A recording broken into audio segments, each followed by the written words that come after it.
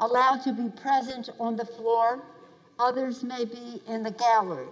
This is at the guidance of the attending physician and the sergeants at arms. The gentlemen on the Republican side of the aisle will please observe the social distancing and agree to what we have 11 members on each side so that we can responsibilities to this chamber, to this responsibility, and to this House of Representatives. Please exit the floor if you do not have an assigned role from your leadership. You can share with your staff if you want to have a few more, but you cannot be that close together on the floor of the House with that many people in here. And I thank the Senate and the Democrats for getting by the rules. Let's go. Let's just start. Okay.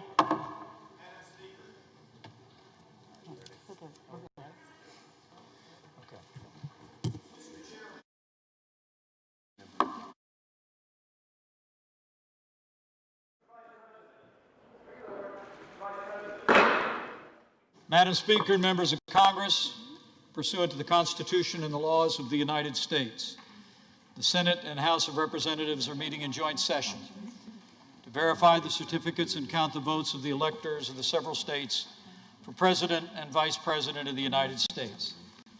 After ascertainment has been had that the certificates are authentic and correct in form, the tellers will count and make a list of the votes cast by the electors of the several states.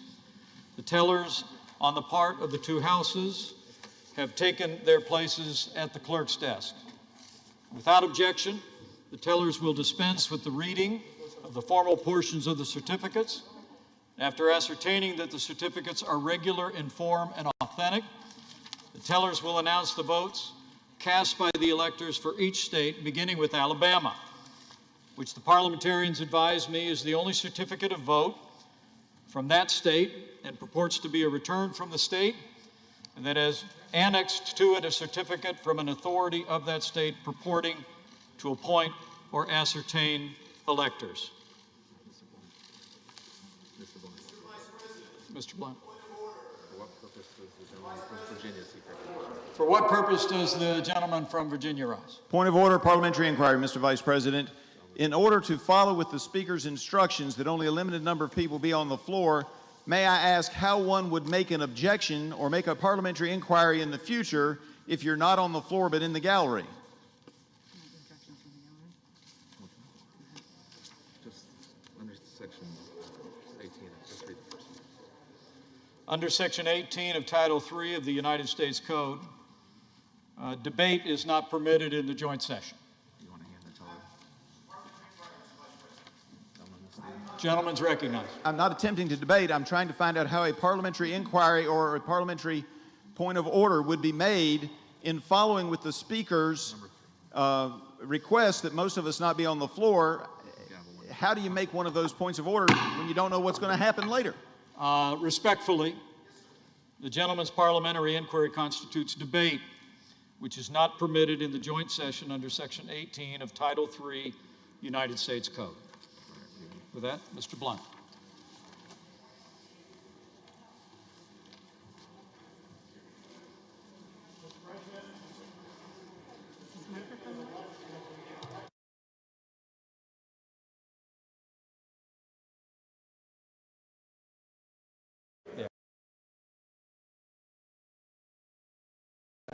Yes, sir, it is. Thank you. Try again. It's not on. Mr. President, do you think this is on? I don't believe it's on. It's not on. Try it one more time.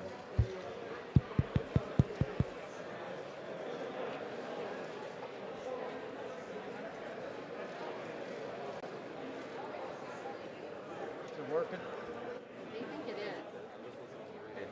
All right. Okay.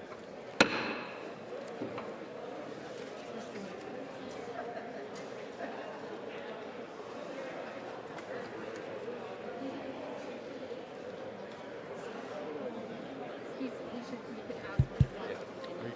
Are you ready? Let's get order, gentlemen. Want me to read it whether they can hear it or not? They think it's working, so we'll try again. Okay, order. Mr. President, Order in the chamber. Mr. President, Gentlemen will continue.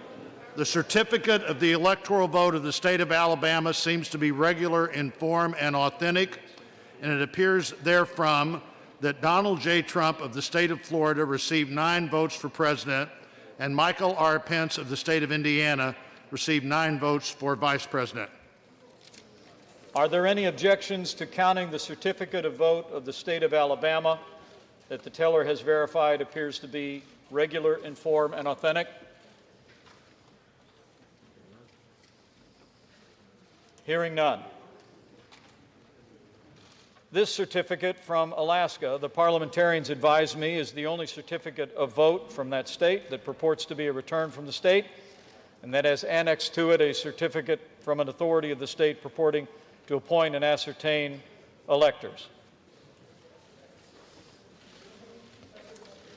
Mr. President, the certificate of the electoral vote of the state of Alaska seems to be regular in form and authentic, and it appears therefrom that Donald J. Trump of the state of Florida received 3 votes for president, and Michael R. Pence of the state of Indiana received 3 votes for vice president.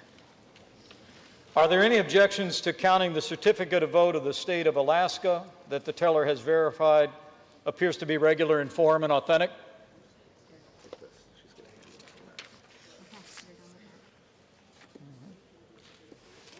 If not, there are none. This certificate. Hearing none. This certificate from Arizona, the parliamentarians advise me, is the only certificate of vote that the state purports to be a return from the state, and that has annexed to it a certificate from an authority of that state purporting to appoint or ascertain electors.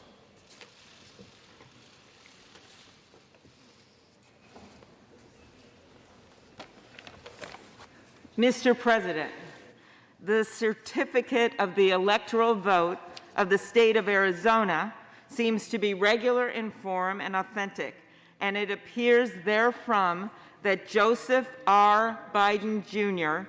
of the state of Delaware received 11 votes for president, and Kamala D. Harris of the state of California received 11 votes for vice president.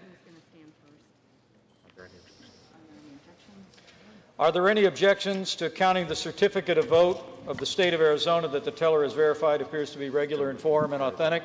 Mr. Vice President, I, Paul Gosar from For Arizona. what purpose does the gentleman from Arizona rise? I rise up for myself and 60 of my colleagues to object to the counting of the electoral ballots from Arizona. Is the objection in writing and signed by a senator? Yes, it is. It is.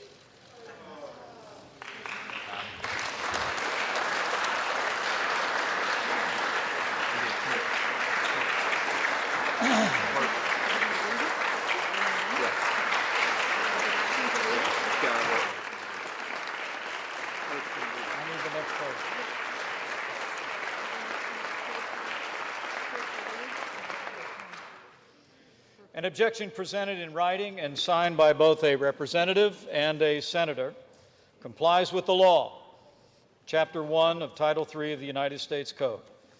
The clerk will report the objection.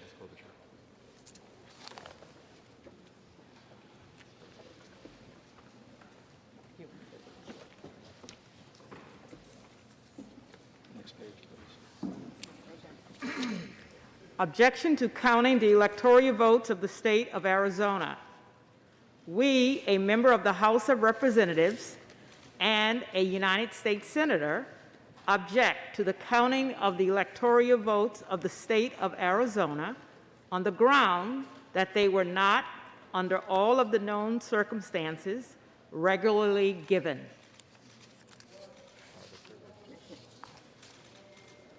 Are there further objections to the certificates from the state of Arizona?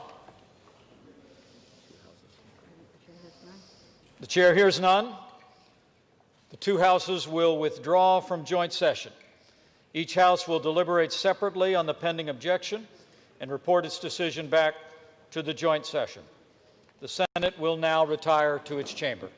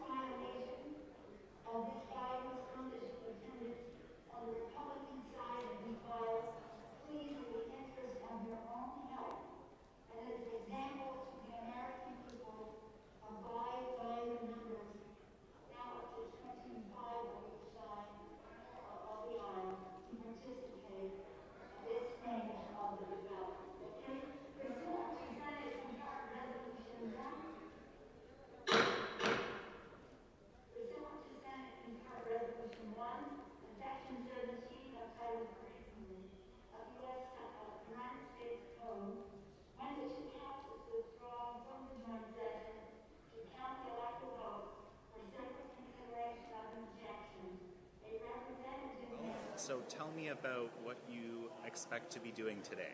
Well, at 1 o'clock today is the culmination of the presidential election. Not just this year, but every year, the culmination of the presidential election is in accordance with the 12th Amendment. So the Vice President presides over a joint session, House and Senate, and you unseal the results of the Electoral College, which is, of course, the result of the November election. So, and I understand, of course, that you're one of the people that intends to object. I actually am curious in a particular state. I don't know what your plan is. Can you tell us? Yeah, so there's a debate, a healthy debate between whether the Constitution says the 12th Amendment permits objections or not. Well, the history shows there are objections. Frankly, even the second president, there was an objection. Thomas Jefferson was president instead of Aaron Burr because there was an objection. And then you go on all along the way. The precedent is that there are objections, and they've been rare that there's an outcome change, and no one expects that there's going to be an outcome change here, because even if 100% of Republicans voted to object to, say, the electors of Pennsylvania, no Democrat is likely to object, and Democrats control the majority of the House, right? So, and we know also that Republicans aren't united in this, and some for really principled reasons. They believe in a plain reading of Article 2 of the Constitution that this is really 100% up to the states. They send whomever they like, and your job is to simply open that up and accept what they do. I don't think that's the case, because no state is so sovereign that they can deprive their citizens of equal protection of the laws, the principle of one person, one vote. And that's a big part of why I'm objecting, because there's question as to whether that's happened, whether in a legal way, like Nevada, where they changed their laws right before the election. They made their laws that way, or in a practice. So if you look at Wisconsin, they have really good voter ID laws, but the practice was that they ignored those laws. And then one of the states that has been highlighted that in the audit trail, you should also be able to prove that you have protected one person, one vote, and that you really had a secure election and equal protection of the laws for everyone. So a lot of talk has been around what the vice president might do. Do you have any thoughts on what he might do? Well, I think the vice president will simply open the ballots, and it'll be up to Congress to object. There are people pushing that the vice president could deem, whatever he wants from the chair. And Louis Gohmert, one of my colleagues in the House, even filed a lawsuit to try to make it so it was clear in the law that that was all power given to the vice president. And I do not believe that the Constitution gives the power to whoever presides over that joint session to decide whatever they want, and then it's up to the members of the House and Senate to object to whatever the vice president decrees. It says the Electoral College results are conveyed to the Capitol, and they're unsealed there. So I believe that his vice president's job is simply to unseal what was sent, and then there could obviously be objections. So the president certainly tweeted that. He's communicated that at rallies, and this is one where I love our president, but I don't think he's right on this one. Okay, well, let's talk about the implications of yesterday's election in Georgia, the runoff. What are you thinking? Well, right now, if the results were locked in and this is the result, you'd have two Democrat senators from Georgia. And it's certainly not historically, uncommon for Georgia to have two Democratic senators, but it is a big shift in the current political landscape and hugely consequential for control of the Senate. Democrats have said that they would do all sorts of things if they had control of the Senate. And so really we're looking to Joe Manchin to deliver on what he said is to not end the filibuster rule, to make it so the 60 votes do matter in the Senate, not a simple majority. And the market is reacting. They're basically saying, well, brace yourselves because there's going to be a lot more spending if this is the result. Right, so spending is actually something you like to talk about a lot. So what would happen in this sort of scenario? Tell me more. Well, so if you go back to September of 2019, we had the best economy in a generation or more. Madam Speaker, asked the Supreme Court to address this problem just a few weeks ago. And unfortunately, the court chose to punt. They didn't answer it one way or the other. They didn't want to get in the middle of this discussion. We don't have that luxury today.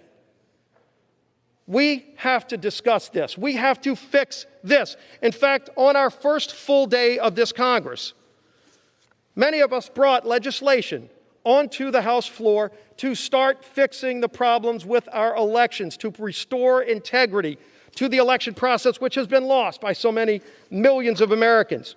And we had a vote. Every single Republican voted to reform the process. Every single Democrat voted against it. They don't want to fix this problem. But the Constitution is our guide. And it's time we start following the Constitution. It's time we get back to what our founding fathers said is the process for selecting electors. That's the legislatures. In public view, not behind closed doors, not smoke-filled rooms, not bullying somebody that might give you a better ruling. Let's get back to rule of law and follow the Constitution, Madam Speaker, and I yield back the balance of my time. Gentleman's time has expired. For what purpose does the gentlewoman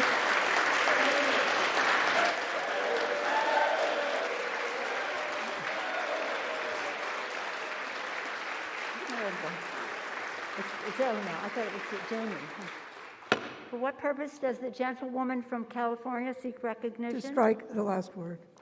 Without objection, the gentlewoman is recognized for Madam 5 Speaker, minutes. Madam Speaker, this day marks a crossroads for American democracy. Those who object to the counting of the Electoral College votes, which reflect the votes of the American people, want to substitute their preferences for the voters' choice. That's not what our Constitution requires, and it's at odds with the American Democratic Republic. If Congress selects the next president instead of American voters, we'll have no need for an electoral college. In fact, we'd have no need for presidential elections at all. We'd be moving from a government elected by the people to a government selected by those already governing. That's not America. In the United States, we abide by the choices of the people, not an elite few. The framers of our Constitution considered whether to have Congress select the president and specifically rejected it. Instead, they wrote Article 2 and the 12th Amendment. Article 2 creates the Electoral College, where each state appoints electors. Laws of all 50 states and D.C. require electors to vote for the winner of the state's popular election. Each state provides for the orderly conduct of elections, including lawful challenges, recounts, and the like. The 12th Amendment is what brings us to today. It says the electors meet in their states. That happened December 14th. The amendment says the electors shall cast their votes, sign and certify them, transmit them to a seal. That's been done. The sealed envelopes containing the signed, certified ballots from each state's electors, reflecting the votes of the people, were in those mahogany boxes. The 12th Amendment directs the President, as the Vice President, as the President of the Senate, to do only this: open the sealed envelopes, and then the vote shall be counted.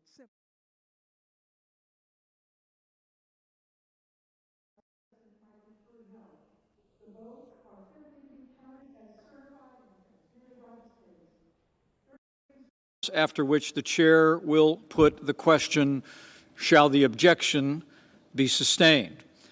The clerk will report the objection made in the joint session. Objection from Representative Gozar from Arizona and Senator Cruz and others. We, a member of the House of Representatives and a United States Senator, object to the counting of the electoral votes of the state of Arizona on the grounds that they were not, under all of the known circumstances, regularly given. Majority Leader. Mr. President, I ask unanimous consent the Majority Leader and the Democratic Leader be allowed to speak, and that following their remarks, the Majority Leader and the Democratic Leader each control up to 1 hour of debate time and be authorized to yield up to 5 minutes of that time to any senator seeking recognition. Further, I ask unanimous consent that the senators be permitted to insert statements into the record.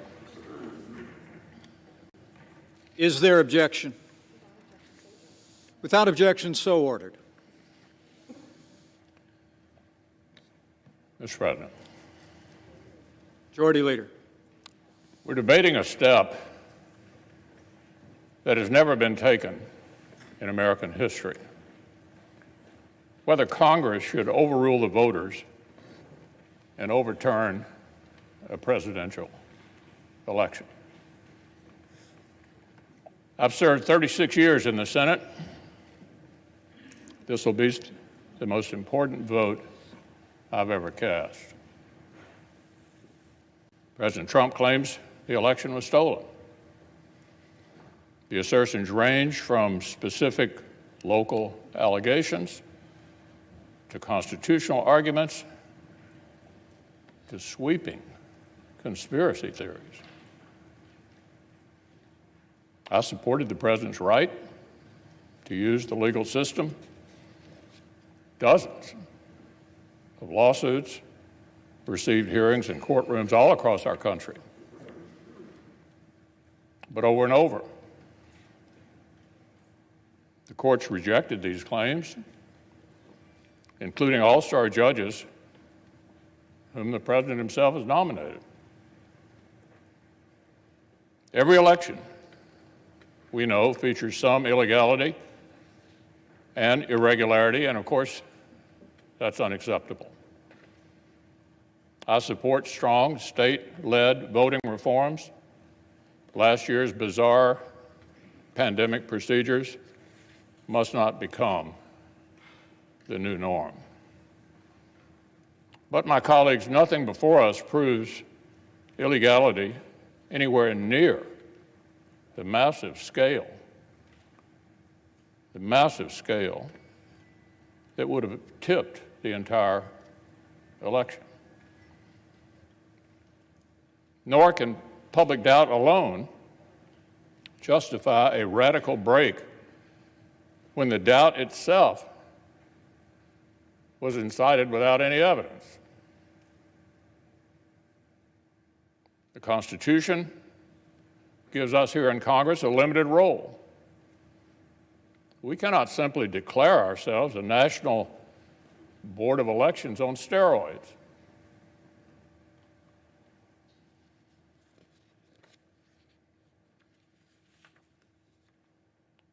The voters, the courts, and the states have all spoken. They've all spoken. If we overrule them, it would damage our republic forever. This election actually was not unusually close. Just in recent history, 1976, 2000, and 2004 were all closer than this one. The Electoral College margin is almost identical to what it was in 2016. If this election were overturned by mere allegations from the losing side, our democracy would enter a death spiral. We'd never see the whole nation accept an election again. Every 4 years would be a scramble for power at any cost. The Electoral College, which most of us on this side have been defending for years, would cease to exist, leaving many of our states with no real say at all in choosing a president. The effects would go even beyond the elections themselves. Self-government, my colleagues, requires a shared commitment to the truth and a shared respect for the ground rules of our system. We cannot keep drifting apart into two separate tribes with a separate set of facts and separate realities, with nothing in common except our hostility towards each other and mistrust for the few national institutions that we all still share.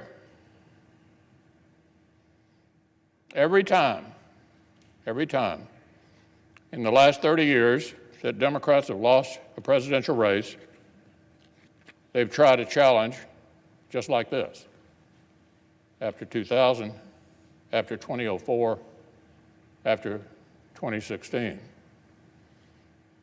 After 2004, a senator joined and forced the same debate. And believe it or not, Democrats like Harry Reid, Dick Durbin, and Hillary Clinton praised them and applauded the stunt. Republicans condemned those baseless efforts back then. And we just spent 4 years condemning Democrats' shameful attacks on the validity of President Trump's own election. So look, there can be no double standard. The media that is outraged today spent 4 years aiding and abetting Democrats' attacks on our institutions after they lost. But we must not imitate and escalate what we repudiate.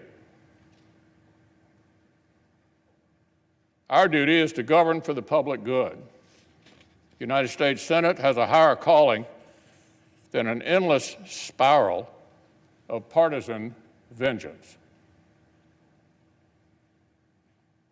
Congress will either override the voters, overrule them, the voters, the states, and the courts for the first time ever, or honor the people's decision.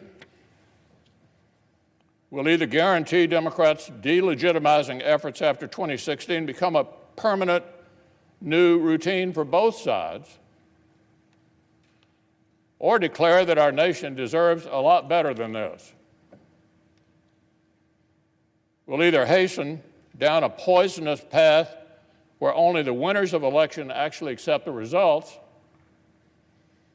or show we can still muster the patriotic courage that our forebears showed not only in victory but in defeat.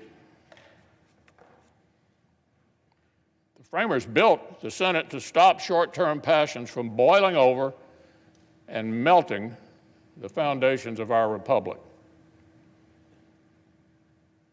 So I believe protecting our constitutional order requires respecting the limits of our own power.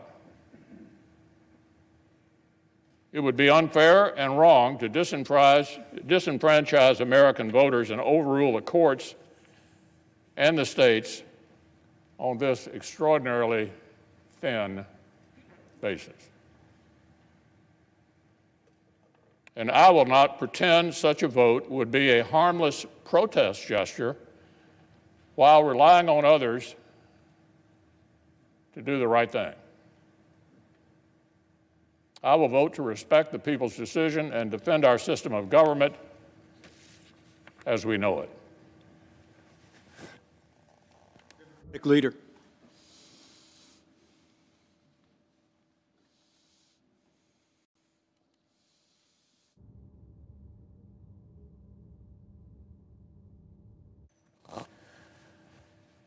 Mr. President, Vice President, as prescribed by the Constitution and the laws of the nation, the purpose of this joint session is for tellers, appointed on a bipartisan basis by the two houses, to read to the Congress the results of an election that has already happened.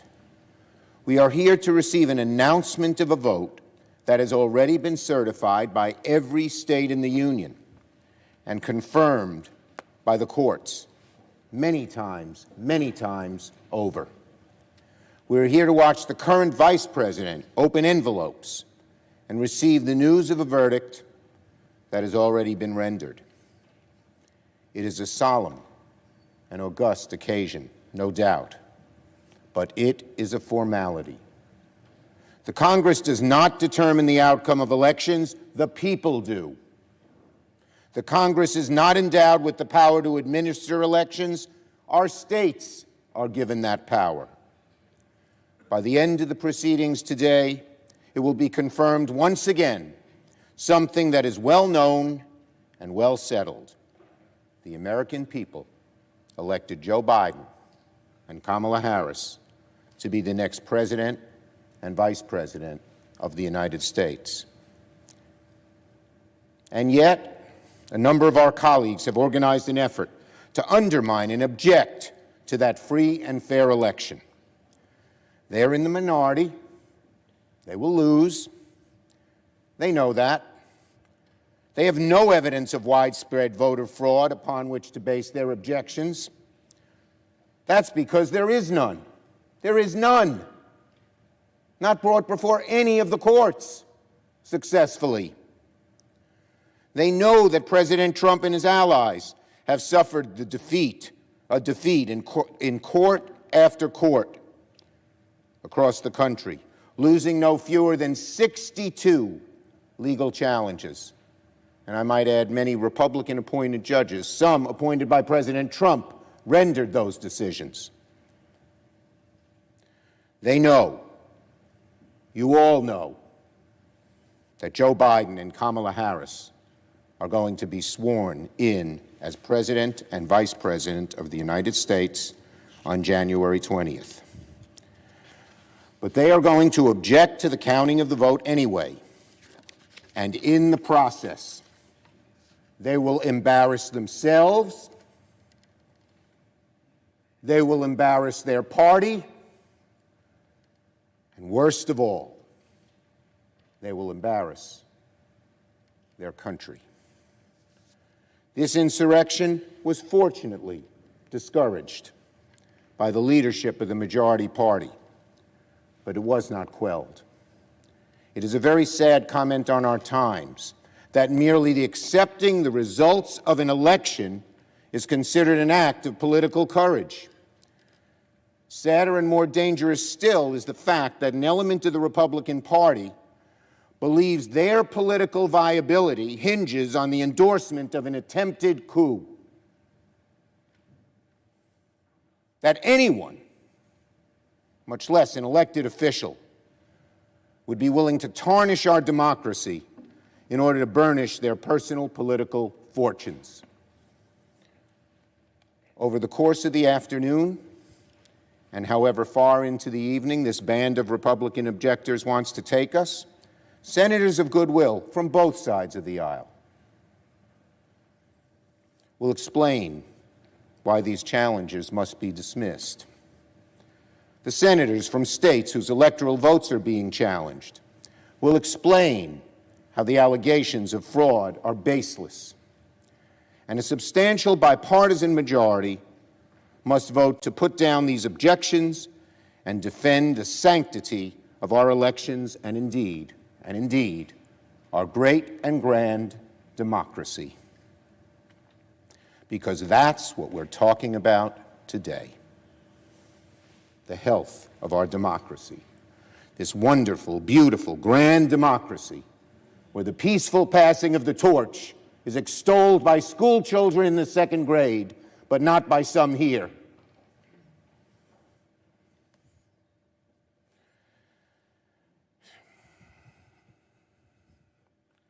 As we speak, half of our voters are being conditioned by the outgoing president to believe that when his party loses an election, the results must not be legitimate. As we speak, the eyes of the world are on this chamber, questioning whether America is still the shining example of democracy, the shining city on the hill. What message we send today? What message will we send today to our people, to the world that has so looked up to us for centuries? What message will we send to fledgling democracies who study our Constitution, mirror our laws and traditions, in the hopes that they too can build a country ruled by the consent of the governed? What message will we send to those countries where democratic values are under assault and look to us to see if those values are still worth fighting for? What message will we send to every dark corner of the world where human rights are betrayed, elections are stolen, human dignity denied? What will we show those people? Will we show those people that there is a better way to ensure liberty and opportunity of humankind? Sadly, A small band of Republican objectors may darken the view of our democracy today, but a larger group of senators and House members from both sides of the aisle can send a message too. That democracy beats deep in the hearts of our citizens and our elected representatives, that we are a country of laws and of not men, that our traditions are not so easily discarded, even by our president, that facts matter, that truth matters, that while democracy allows free speech and free expression, even if that expression is anti-democratic, there will always, always be, praise God, a far broader and stronger coalition ready to push back and defend everything we hold dear. We can send that message today by voting in large and overwhelming numbers to defeat these objections. My colleagues, we each swore an oath just 3 days ago that we would defend and support the Constitution of the United States against all enemies, foreign and domestic, that we would bear true faith and allegiance to the same. We swore that we took this obligation freely, without any mental reservation or purpose of evasion, and that we could well and faithfully discharge the duties of the office we were about to enter, so help us God. The precise words of that oath were shortly written after the Civil War, when the idea of true faith and allegiance to this country and its Constitution took on enormous meaning. Let those words ring in the ears of every senator today. Let us do our duty to support and defend the Constitution of the United States. So help us God.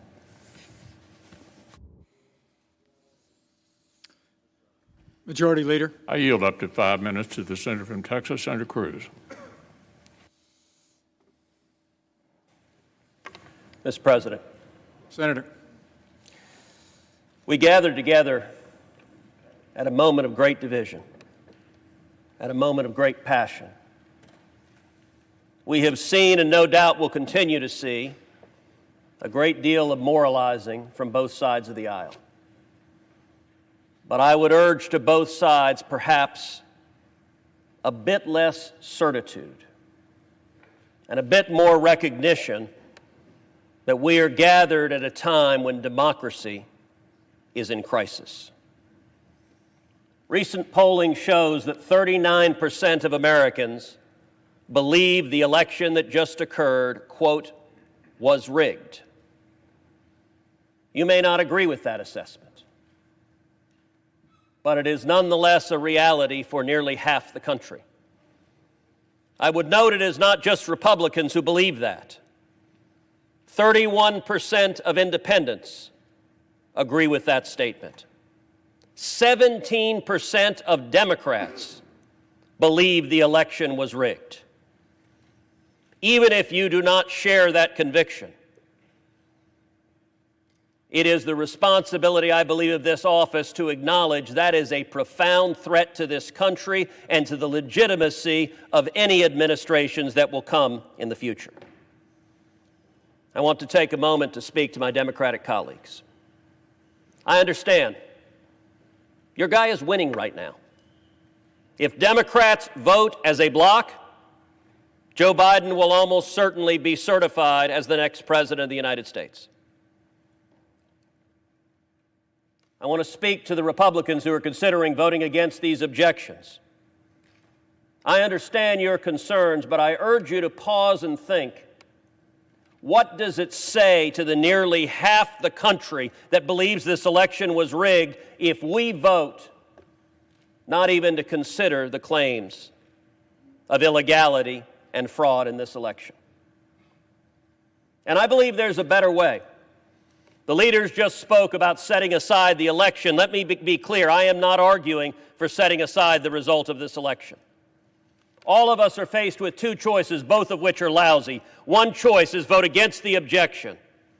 And tens of millions of Americans will see a vote against the objection as a statement that voter fraud doesn't matter, isn't real, and shouldn't be taken seriously.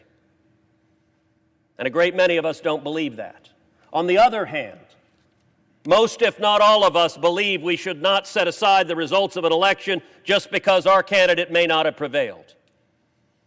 And so I endeavored to look for door number 3, a third option, and for that I looked to history, to the precedent of the 1876 election, the Hayes-Tilden election, where this Congress appointed an electoral commission to examine claims of voter fraud. 5 House members, 5 senators, 5 Supreme Court justices examined the evidence and rendered a judgment.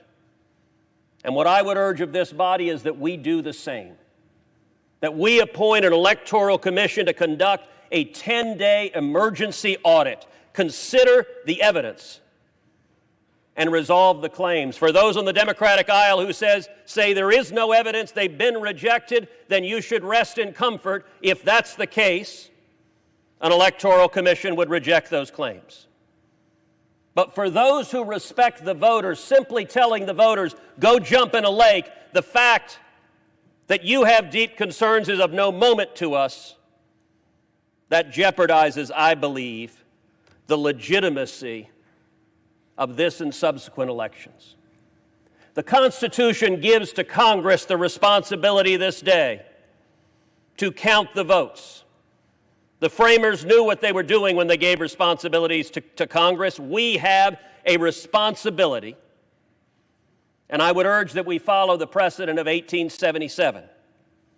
The Electoral Count Act explicitly allows objections such as this one for votes that were not regularly given.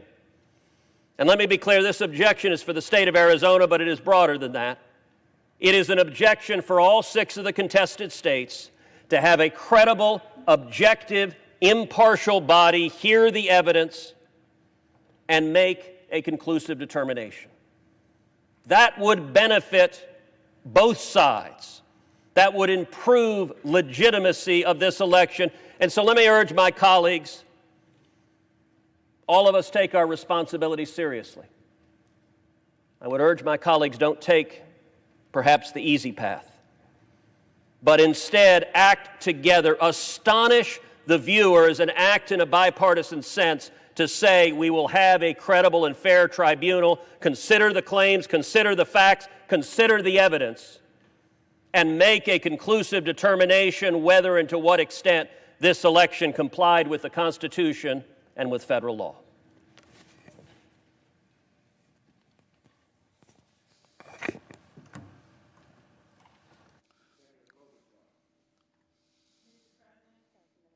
Senator from Minnesota.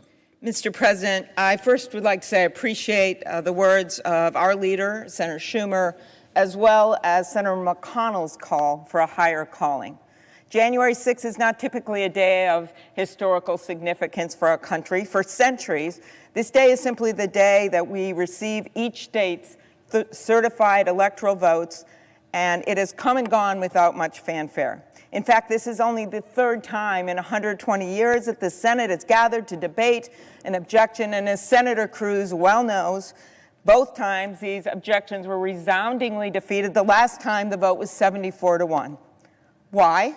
Because senators have long believed that they should not mess around with the will of the people.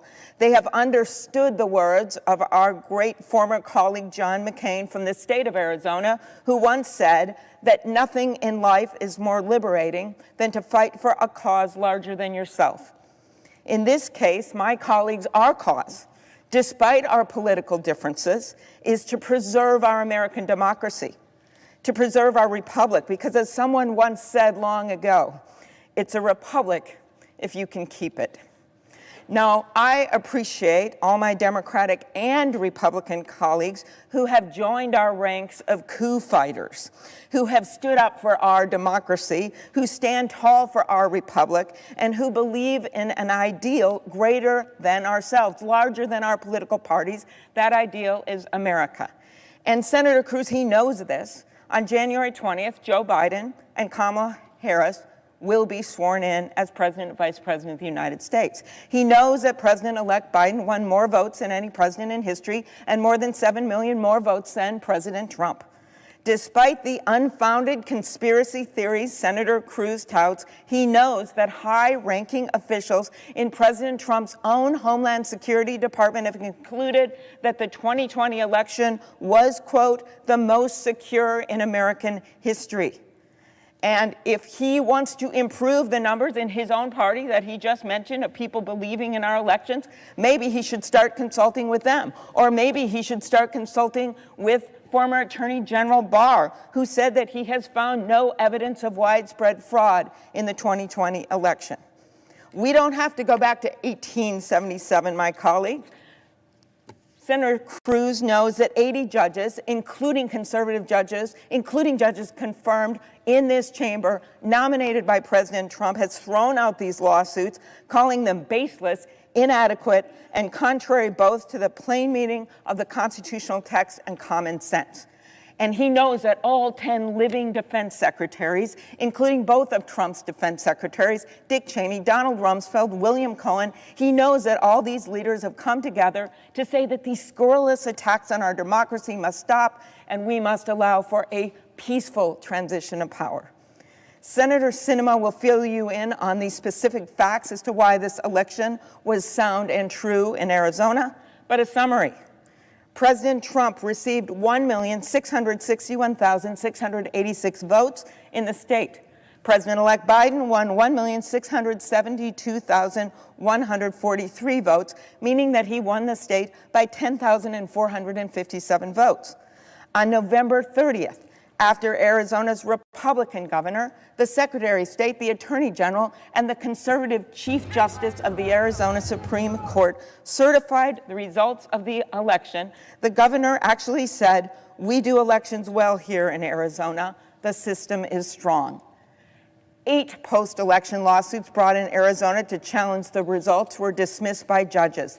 9 members of the House from Arizona were elected in the same election, including 4 Republicans. And colleagues, I did not see Senator Cruz over at their swearing-in in the House of Representatives last Sunday asking for an audit. He did not stop their swearing-in because there was no fraud. And he did not ask for an audit because we had a fair election. I will end with this. My friend Roy Blunt, my fellow Rules Committee leader, many years ago found a statue, a bust of a man at the top of a bookcase. He did research. He went to the historians, and all he could find out was that no one knew who this guy was, except that he was a cleric. Hence, the statue is called the Unknown Cleric. Now, at the time, our leaders thought this man important enough that they would warrant a statue for him. But today, no one knows who he is. Senator Blunt's message to school kids and senators alike that visit his office when he shows them the statue, what we do here is more important than who we are.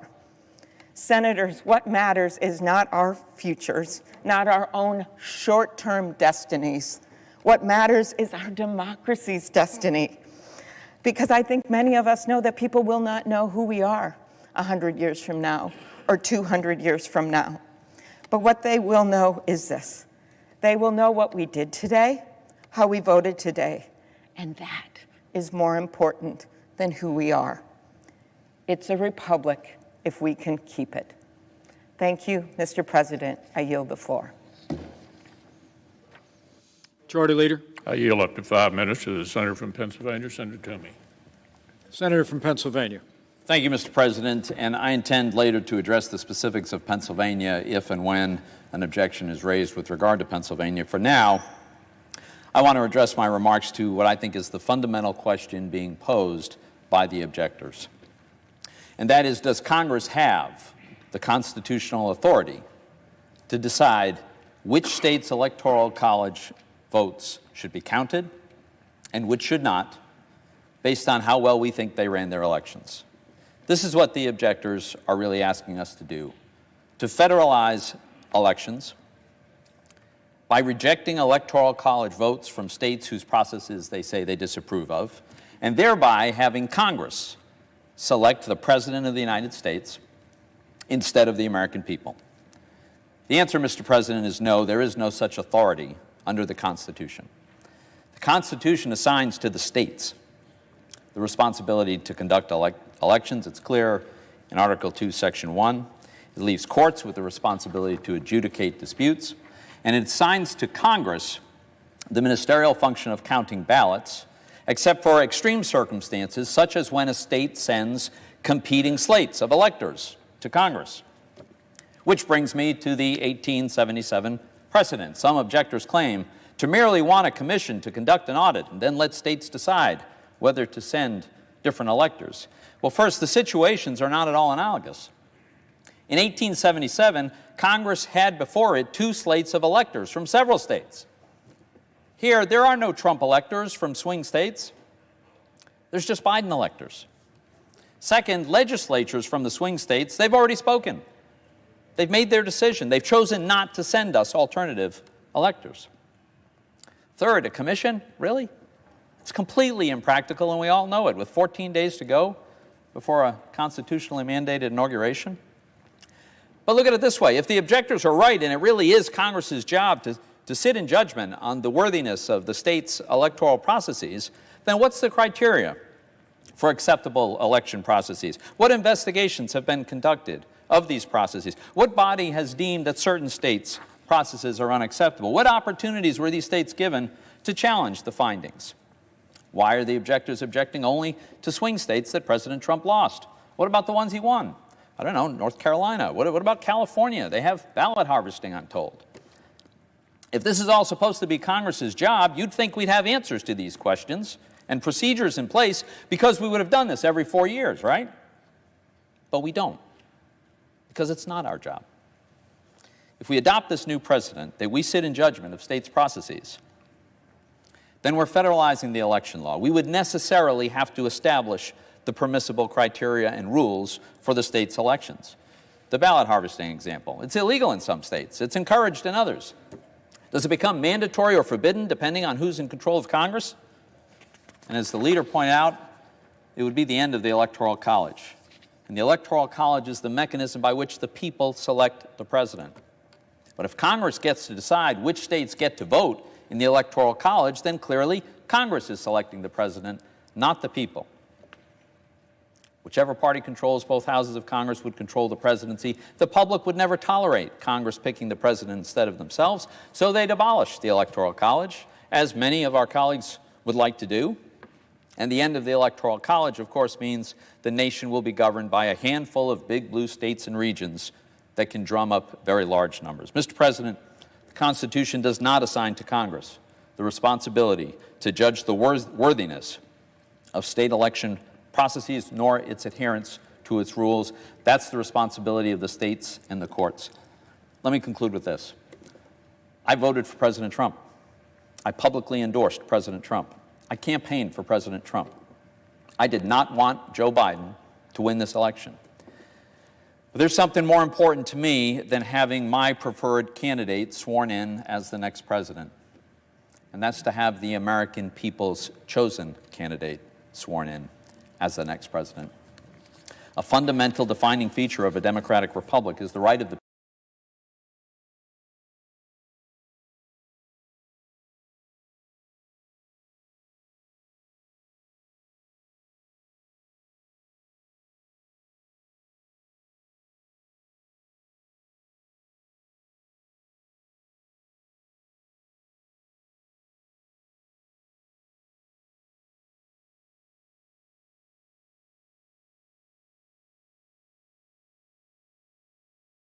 and not the state legislature changed the rules of the election, Arizona clearly violated the plain language of Article 2, Section 1 of the Constitution in its selection of presidential electors. The framers of our Constitution recognized that elections were susceptible to corruption. We all know that. So how did they fix it? How did they provide for that? They created the Electoral College as a safeguard, and they expressly empowered state legislatures to ensure the integrity of our unique election system. Only the state legislatures, because they're a full body of representatives and not rogue officials, were given the authority to direct the manner of appointing presidential electors because it was so important. The Supreme Court has acknowledged this over and over. They previously affirmed in Article 2. For more than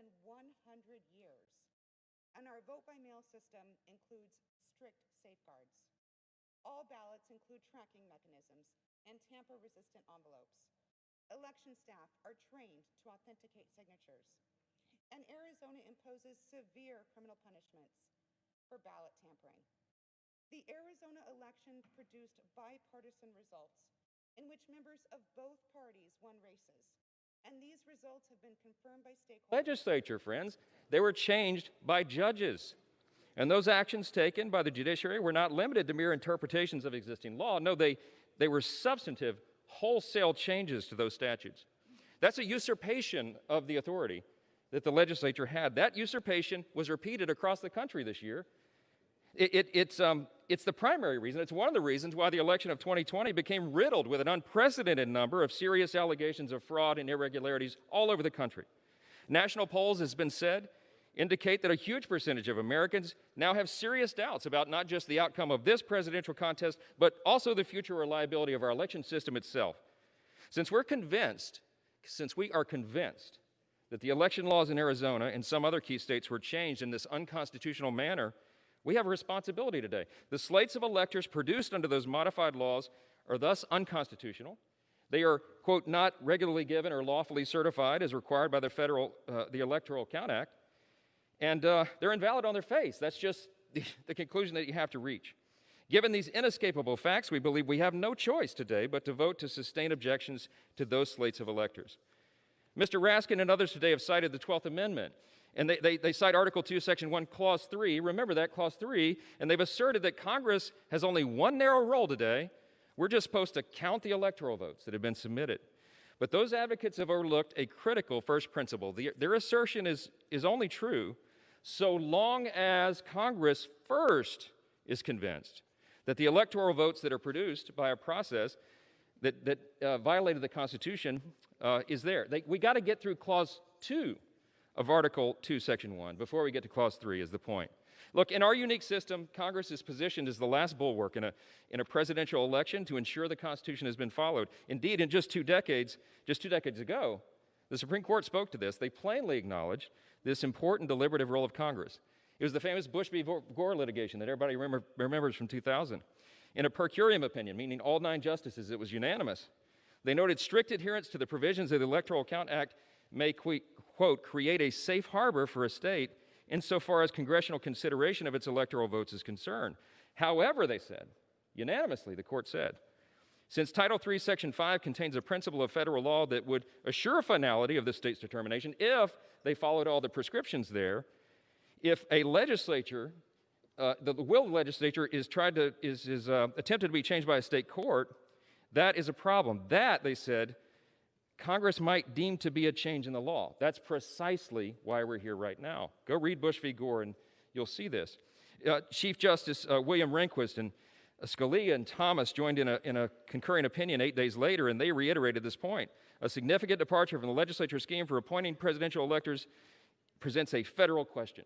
It's a big problem for us, and it's one we cannot get around. That's why we're here. I urge my colleagues today to look at the facts, to follow the law, and follow our congressional oath. We're supposed to support and defend the Constitution. That's what we do here today. I urge everyone to do the right thing, and I yield back. Gentleman's time has expired. For what purpose does the gentleman from Arizona, the Dean of the Arizona delegation, seek recognition? Thank you, Madam Speaker. I rise in opposition to the objection. The gentleman is recognized for 5 minutes. Thank you, Madam Speaker. This exercise in futility that Congress is undertaking is at the behest of Republican members of Congress. The effort to overturn the presidential election and grant Donald Trump 4 more years is the motivation behind it. And to continue a baseless, conspiracy-fueled threat to our democracy makes no sense, because there is no viable constitutional or legal path to overturn the election that will make Vice President Biden and Senator Harris President and Vice President of the United States after January 20th. One certain outcome of this whole process is the weakening of our democracy and the threatening of our democracy. Beginning with Arizona, Congress is being asked to chase down a rabbit hole, baseless, discredited, and judicially discarded fringe conspiracy theories. But for the record, let's talk a little bit about Arizona. Arizona and state and local officials did an unbelievable job to ensure that the 220 elections ran smoothly. Mr. Hickman, the Republican chairman of the Maricopa County Party, the largest county in the state of Arizona, said, no matter how you voted, this election was administered with integrity, transparency, and in accordance with state laws. Arizona showed up to the polls in record numbers. More than 3.4 million people voted, increases in every county, and 65% of all eligible voters in Arizona voted in the 2020 election. Arizona's cast their ballots up and down for Republicans and Democrats, and 11 electoral votes were granted to Joe Biden and Kamala Harris based on their victory in Arizona. That's the story. Arizona voted in hundreds of races this year. And in addition to the presidency, these races include 9 members of the state's congressional delegation that are with you. 4 of them, my Republican colleagues. These members have already been seated in the 117th Congress. They do not question the accuracy of Arizona's 220 elections to select a congressional delegation, yet my 4 Republican colleagues question the presidential election. Our colleagues may say they are only asking questions and seeking to reassure voters. But let us be clear, these questions have been answered by the voters and by the courts. Rather than accepting the answers and the results of the election, they are fanning the flames of unfounded suspicion and once again creating a threat, a very real and dangerous threat to our democracy. Again, our friends do not question the outcomes of their own elections. That is, because they have no reason to, just as they have no legitimate reason to question the results of the presidential election in Arizona. I ask my colleagues to reject this objection, to respect the will of the voters in the state of Arizona and throughout this country, and to fundamentally add some preservation to our democracy from any future damage that this effort that we are undertaking in this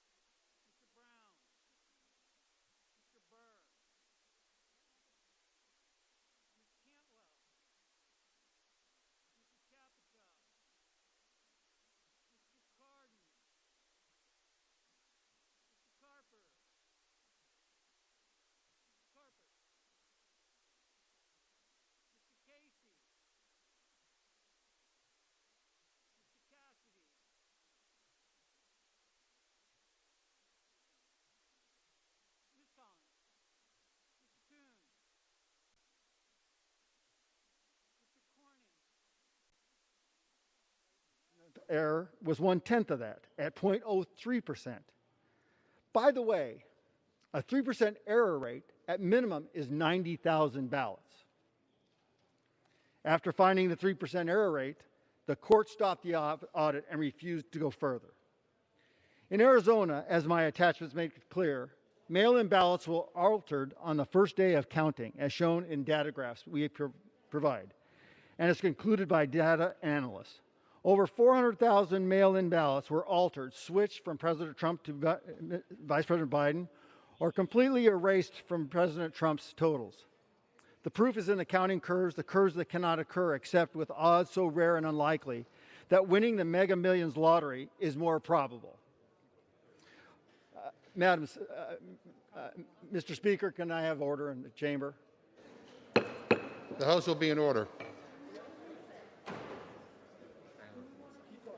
The House will be in order. Okay.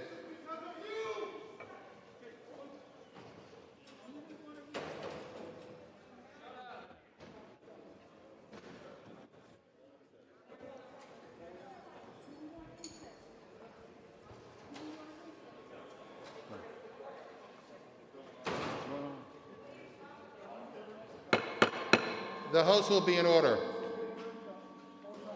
House will be in order.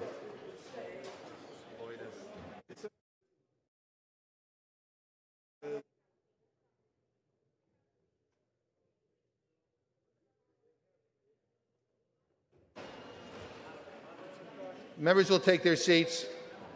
The House will be in order.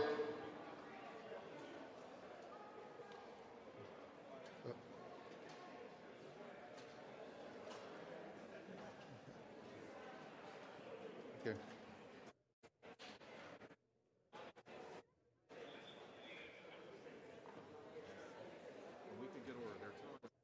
Okay. We can get order. We can resume.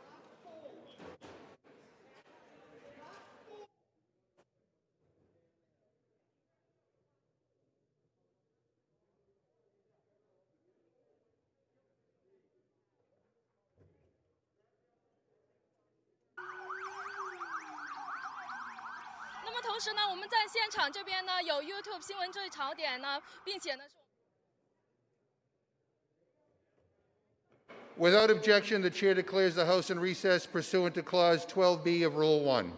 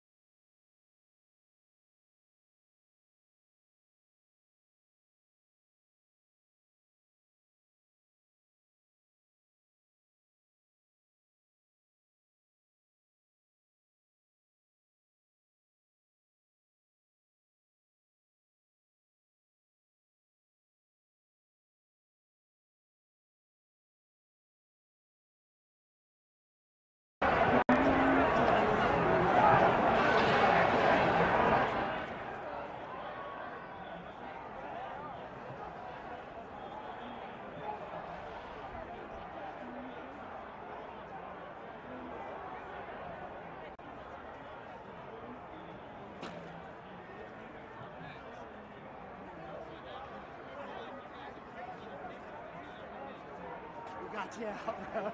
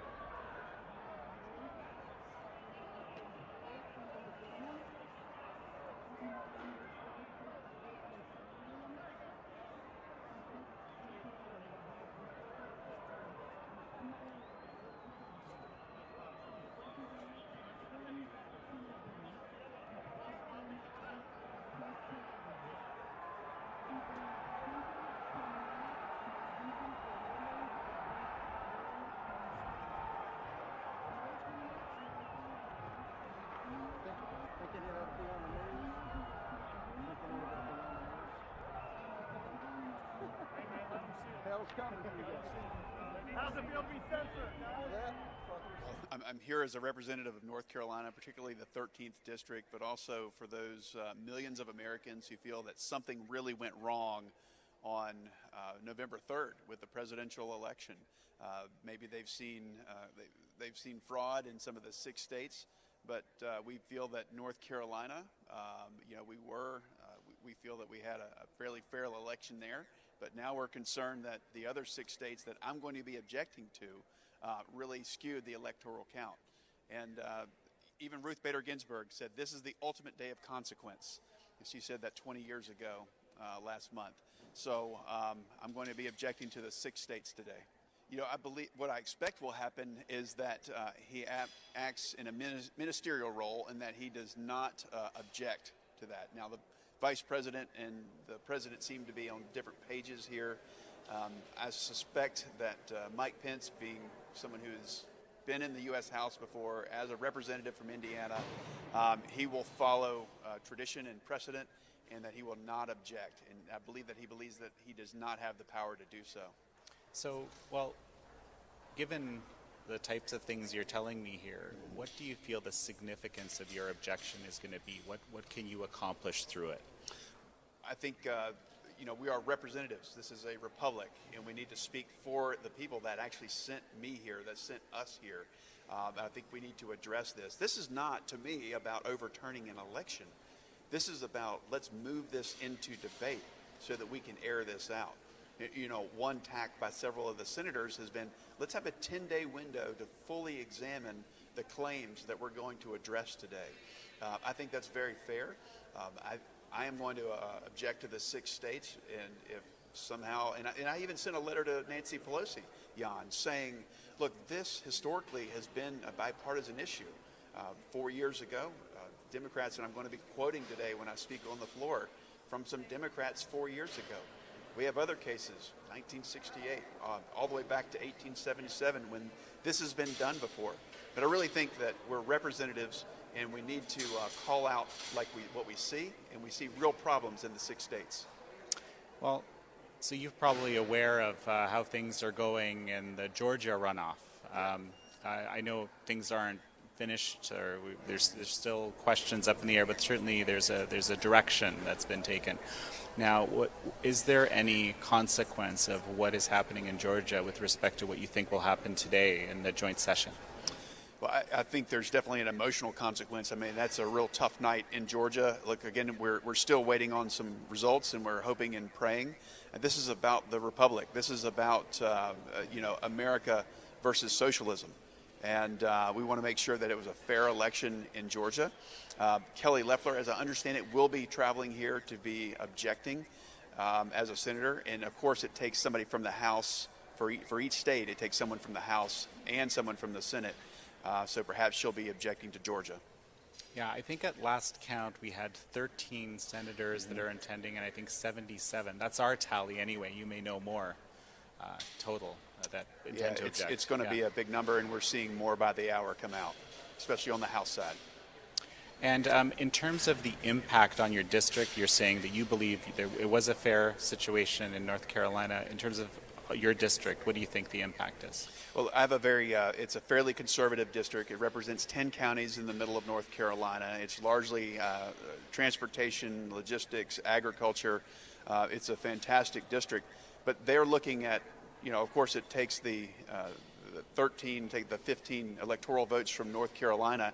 You add that to the others, and of course it takes 270 to win. They're believing that some illegitimate electoral votes went for the other 6 states, and so it essentially overpowered the votes from places like Texas, places like North Carolina. And then again, that was the Texas case from several weeks ago. And one of our concerns particularly is that it was an unconstitutional action on the part of individuals in these particular 6 states to act outside of the Constitution. It says the U.S. Constitution says that the state legislators are supposed to determine the type of elections that they're in, the date and the manner of elections.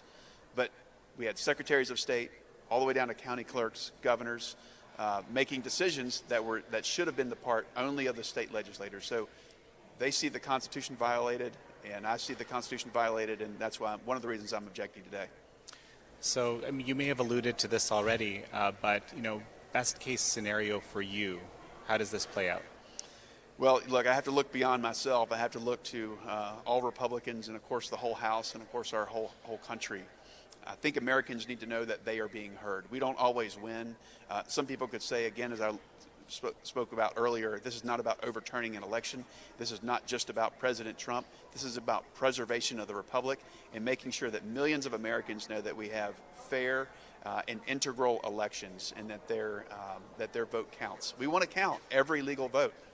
And if Joe Biden legitimately won, while as disappointing as that is to me, I think he should be seated. But at the same time, if every legal vote is counted, I believe the results might be different. We're here with Congressman Greg Steube of the 17th Congressional District of Florida. Greg Steube, it's great to speak with you again. Yeah, good to see you. Thanks for having me. Well, so huge day today, January 6th. We have competing slates of electors that have been presented to Congress. What do you think is going to happen today? Well, unfortunately, I don't think we have the votes in the House to overcome what I believe is definitely constitutional concerns. I think the bottom line, I think that people need to understand is the Constitution is abundantly clear that the state legislatures of every state prescribes the time, manner, and place of their elections. It's clear in the Constitution, the U.S. Constitution, that they do that. And in many of these states, ones that I've objected to, like Georgia, Pennsylvania, Wisconsin, and Michigan, there were actions taken either by Secretary of States or governors or county officials that completely usurped what the legislature had prescribed and put in place. For example, in Georgia, the Secretary of State agreed with a consent decree with the Democrats that they were going to allow mail-in ballots with no verification. That completely violates what the Georgia legislature has put in place. I believe that's a violation. It's a clear violation of the Constitution. And now if you have competing electors in some of these states, I think that's clear grounds for members to object to the certification from these states where they've had clear violations, constitutional violations in their states. So the president has been calling on the vice president to take some sort of stand. What do you make of this? Yeah, I think one of the things that the vice president can do, because there's not a lot of precedent on this.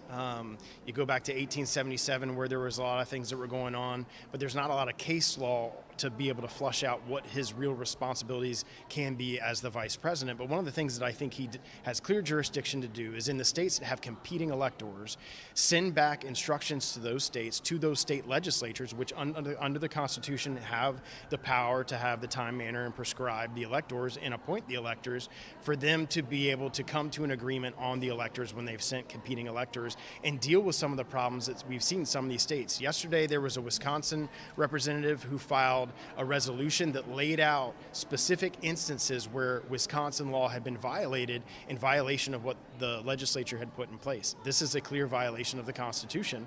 And so one of the things I think he can do is push it back to those states that have competing electors and say, look, you have the right under the Constitution to determine this. Please send us a clean slate of electors, figure out the issues that you had clear violations of in your state, and send me back new electors, and then see what the state legislatures in those states do. So, and what do you think the likelihood of this scenario is? I don't know. That scenario is completely up to the vice president. I think it's clear that Republicans don't have the majority in the House chamber. And even if we had a slim majority in the House chamber, not all the Republicans agree about the constitutional issues going on here and objecting to the Electoral College.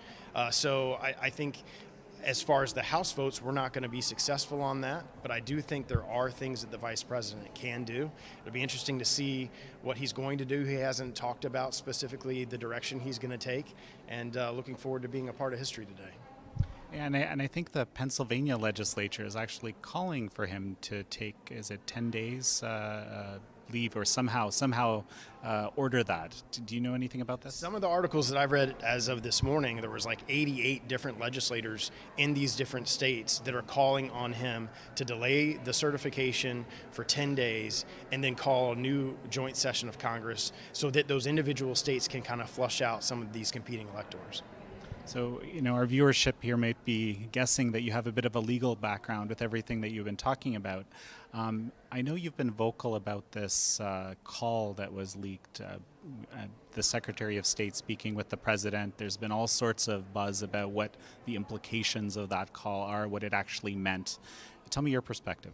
Well, first of all, the mainstream media and the left are immediately going to call for impeachment and all these different things, just like they did for the Russia collusion hoax for 3 years, which was a complete and utter lie and a fraud on our country. But this was a conversation, private conversation between the President and the Secretary of State about ongoing litigation, the purpose of which was to try to resolve some of these legal issues of lawsuits that have been filed in Georgia. And we heard direct from Trump's lawyer that said this violated the confidentiality of the conversation in the effort to try to resolve some of these legal disputes on ongoing litigation. I was a litigator my entire time as a lawyer in Florida. I've been a lawyer for over 15 years, and you can't violate confidentiality when you're trying to resolve a case. That's very clear. You can get disbarred for it.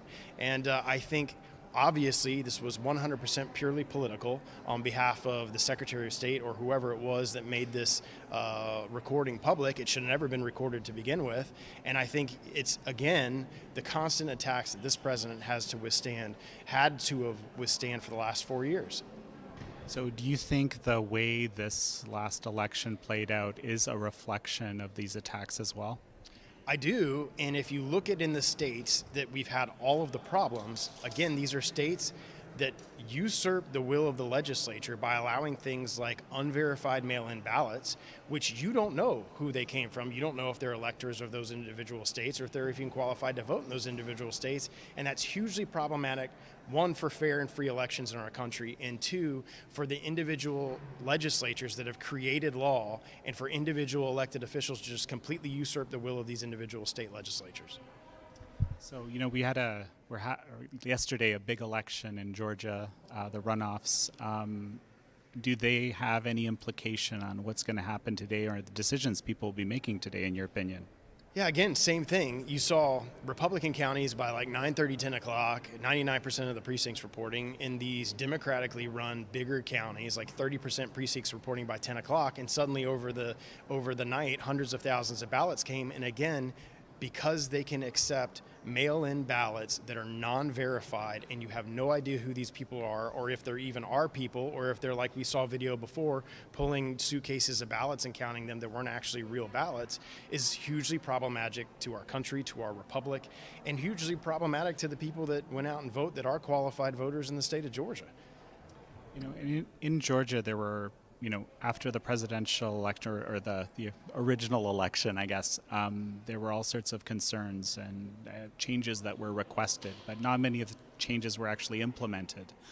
What are your thoughts on that? Yeah, the Georgia governor refused the legislature's call to have a special session.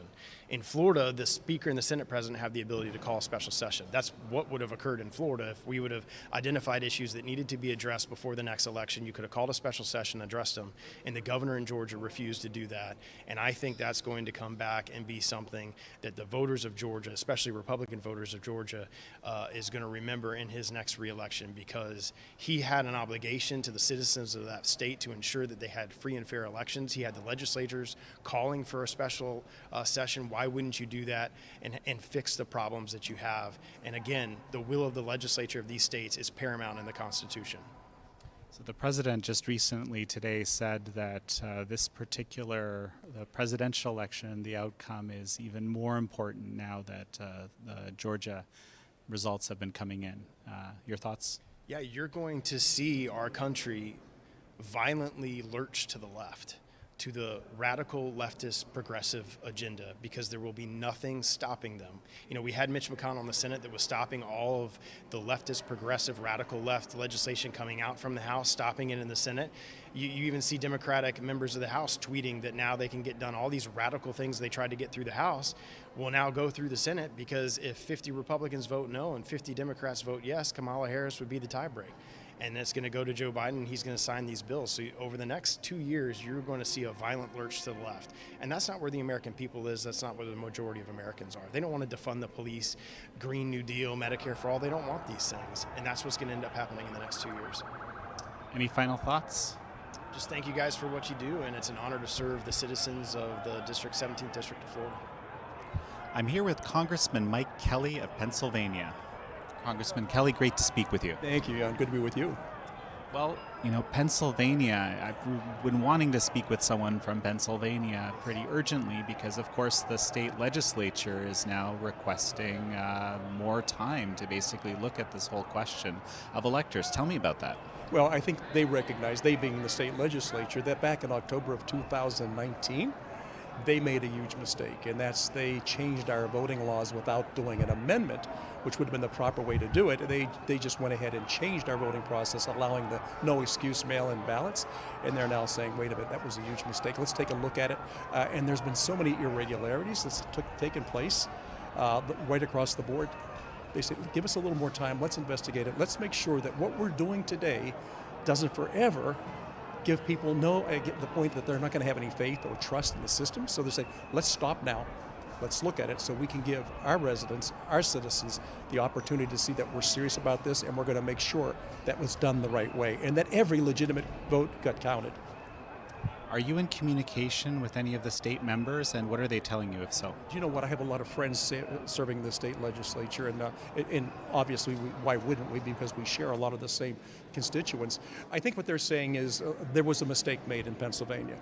And then to top it off, in addition to changing the voting process, then after that, our governor says, look, so the times, the places, and the manners in which that we do elections, our governor said, look, you know, having a counter signature on the ballot, we don't have to worry about that. In fact, November 3rd at 8 o'clock is the end of our vote taking. Well, we're going to go to that next Friday and make sure that we get a chance to get all these things in. What about if they're not postmarked, sir, if they don't fall within that range? Well, we're going to forget that. And then it's then we need to have people in watching as the ballots get counted.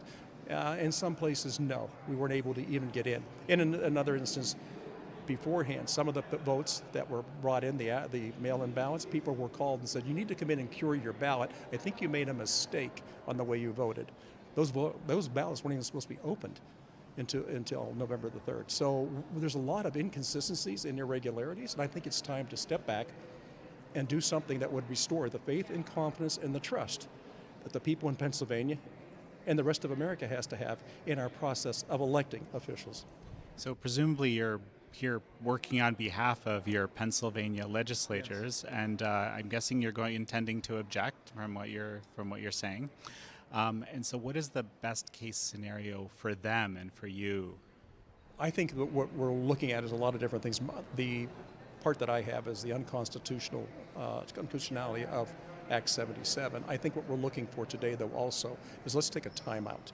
Let's take 10 days to really do a deeper dive to take a look at this. If there's anything that we can do today to help restore the faith and the confidence that the people have, then now's the time to do it. It's not going to cause a problem in the operation of the country. Nothing's going to stop moving. We're still going to be well funded. But what we really have to make sure of, do we have the faith and confidence and trust of the American people? I'm a representative. I represent 705,687 people in Pennsylvania's 16th Congressional District. I have an obligation to them to fulfill my oath of office, which is to support and defend our Constitution. My goodness, if we can't do that, and if we can't take time out to do that, then what do we say to that 1.5 million Americans in uniform that died to protect this Constitution? It's the least we can do. It's not that much time, but it's going to mean so much to the American people. Well, and so maybe tell me a little more. There's a lot of complicated ideas about what the procedures might look like. Tell me, how do you imagine that you could accomplish getting these 10 days? Do you know what? I'm not sure that I by myself can do something. I think that when people look at the total amount of information that's going to be put out today and the questions about the irregularities, people are going to say, you know what, let's take a look. Now you're going to have people with different views of how the Constitution, how it should be interpreted, and this side is going to have an opinion, this side is going to have an opinion. At the end of the day, the most important opinion is that of the American people. And that's what I say to people all the time. Look, you elected me to come and represent you. You didn't have to vote for me. You don't have to be a Republican. You don't have to be a Democrat. All you have to do is be a registered American voter. And that's my job. So I find it as an easy thing to do, and it's part of my oath of office. So if oaths don't mean anything, and if our Constitution doesn't mean anything, then our country as whole is like, well, no, that's not the compass we follow. We're very strict about the way we should run things. The only place in the world that you have this ability to do this. So I really appreciate the opportunity to come and represent the district. One more question. You know, we've been watching the Georgia election, the runoffs, and I'm wondering if you think, you know, what we know now will have any impact on how this joint session will go today. Well, you know, the way it looks right now, no, I don't know. Was there a concession with Ms. Loeffler? I don't know that she's conceded. I'm not aware. And I think with Senator Perdue, they're still saying it's too close to call. Look, it does have implications going forward. If we have a 50-50 Senate, then if there's a tie, the tiebreaker is the Vice President of the United States. So that would be Ms. Harris if they are in fact sworn in on the 20th. So it really throws everything out of balance. We're in the minority. The Democrats are in the majority in the House. They'll be in the majority in the Senate. And we'll have possibly Joe Biden as our president. So they could pretty much run the table and do anything they want. And we can sit back and say we don't agree with you. And they say, you know what? If you had more votes, we'd listen to you, but you don't. Overall for you, you said you're hoping to get these 10 days. Is there any other scenarios that you would be supporting today? Do you know what? I don't know of any other ones. I know this is what we're talking about today, and I keep getting variations of people call me up or they text me and they say, hey, I think you can do this, hey, I think you can do that. And I'll say, you know what? We've got rules that we stay within. Look, it may not end the way I would have liked it to end, but as long as it ends constitutionally and within the boundaries of what we're set up and what our founders have set up, I'm fine with it. Well, so tell me about what you expect to be doing today.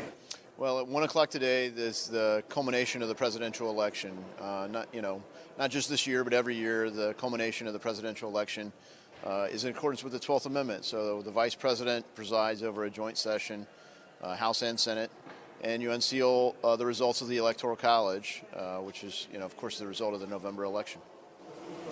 So, and I understand, of course, that you're one of the people that intends to object. I actually am curious in a particular state. I don't know what your plan is. Can you tell us? Yeah, so there's a healthy debate between whether the Constitution says the 12th Amendment permits objections or not. Well, the history shows there are objections. Frankly, even the second president, there was an objection. Thomas Jefferson was president instead of Aaron Burr because there was an objection. And then you go on all along the way. The precedent is that there are objections, and they've been rare that there's an outcome change, and no one expects that there's going to be an outcome change here, because even if 100% of Republicans voted to object to, say, the electors of Pennsylvania, no Democrat is likely to object, and Democrats control the majority of the House, right? So, and we know also that Republicans aren't united in this, and some for really principled reasons. They believe in a plain reading of Article 2 of the Constitution that this is really 100% up to the states. They send whomever they like, and your job is to simply open that up and accept what they do. I don't think that's the case, because no state is so sovereign that they can deprive their citizens of equal protection of the laws, the principle of one person, one vote. And that's a big part of why I'm objecting, because there's question as to whether that's happened, whether in a legal way, like Nevada, where they changed their laws right before the election, they made their laws that way, or in a practice. So if you look at Wisconsin, they have really good voter ID laws, but the practice was that they ignored those laws. And then one of the states that has been highlighted that in the audit trail, you should also be able to prove that you have protected one person, one vote, and that you really had a secure election and equal protection of the laws for everyone. So a lot of talk has been around what the vice president might do. Do you have any thoughts on what he might do? Well, I think the vice president will simply open the ballots, and it'll be up to Congress to object. There are people pushing that the vice president could deem, whatever he wants from the chair. And Louis Gohmert, one of my colleagues in the House, even filed a lawsuit to try to make it so it was clear in the law that that was all power given to the vice president. And I do not believe that the Constitution gives the power to whoever presides over that joint session to decide whatever they want, and then it's up to the members of the House and Senate to object to whatever the vice president decrees. It says the Electoral College results are conveyed to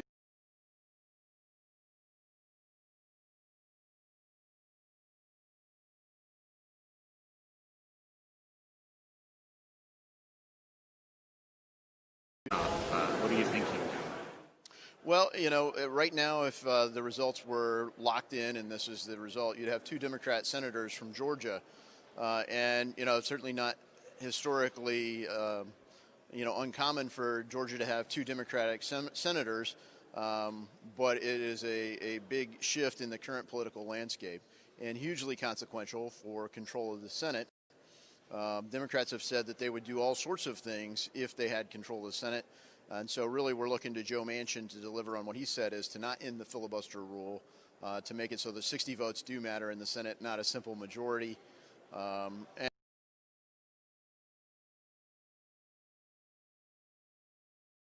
And the market is reacting. They're basically saying, well, brace yourselves.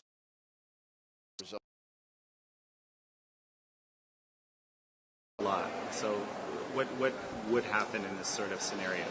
Tell me more. Well, so if you go back to September of 2019, we had the best economy in a generation or more. And the Keynesians say, look, in times of trouble, it's important to spend money. And we've done that this year. We spent $5.2 trillion for, COVID relief because it's unprecedented, virus. You have to do that. There's times our country spent a lot for wars. But that's why in times of abundance, then you save. No one does that part of the Keynesian idea anymore. And in times of abundance, like September of 2019 when we were voting on a budget, Plan A was to spend $1.1 trillion more than we had. And so there really isn't a consensus to do anything about that. And the fear that's showing up in the market today, whether that's the rise of the S&P 500, the rise of real estate, marketable securities across the board, Bitcoin, you name it, people are saying we have to get out of cash because the value of the dollar is being destroyed by all this printed money. 5.2 trillion. When you say that, I can't even fathom what that is. I mean, it's more than a year of spending for the entire federal government. So we spend less than $5 trillion for normal operation of the government. Social Security, Medicare, all the social safety net programs, Department of Defense, highways, you name it. We spend less than $5 trillion in a year. Just for COVID relief, we've spent more than that. Incredible. Any final thoughts? No, I really hope as people gather here today to, make their voices heard, that everyone does it peaceably. That's what the First Amendment protects, the right to assemble peaceably. So I hope that's the case. There's a lot of passion, and the passion's well-deserved and well-merited.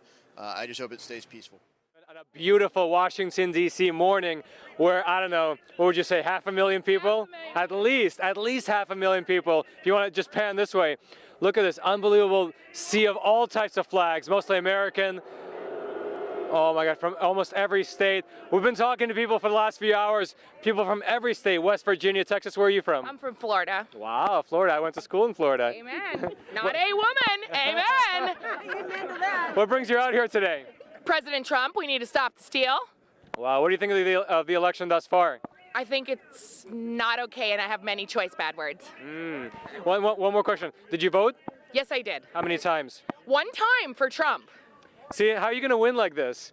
I needed more votes. They only gave me one, though, they said. Yikes. Yeah, so at about 1 o'clock today, the joint session of Congress is going to start over in over in the Capitol building, where Pence is going to be presiding over a joint session of Congress, both the Senate and the House, where they're going to be going through the electoral votes and counting them to certify the 2020 presidential election. Normally, it's a very simple procedure, it's just basically ceremonial. But this time, there's basically 7 states that have what are known as dueling electors, where 2 slates of electors sent in their votes, one for President Trump, the other for Joe Biden. And some people are saying that Joe Biden might have the power to decide to count one rather than the other. So we'll see what actually happens. But there's so many people here, let's go chat with them. Hi, sir. Can I ask you a few questions? Sure. Sure. So, where'd you travel from today?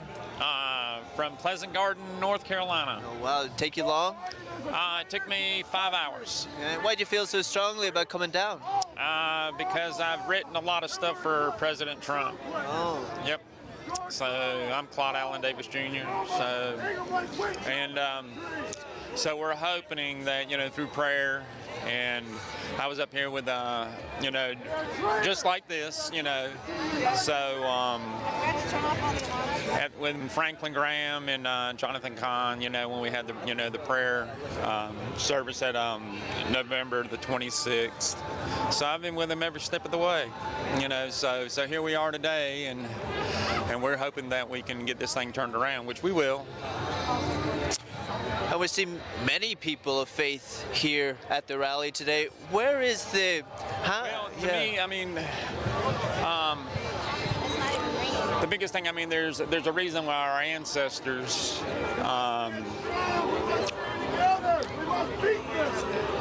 I believe that with our Father and with our ancestors, that there's a reason for one nation under God. There's a reason for why we trust, in God we trust. And if we do those two things, then God will bless America.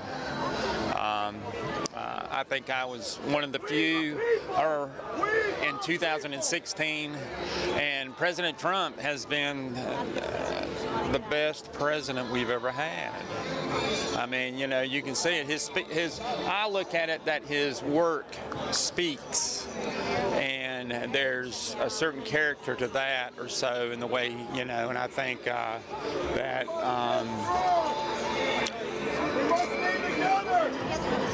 he was meant to be, he was chosen.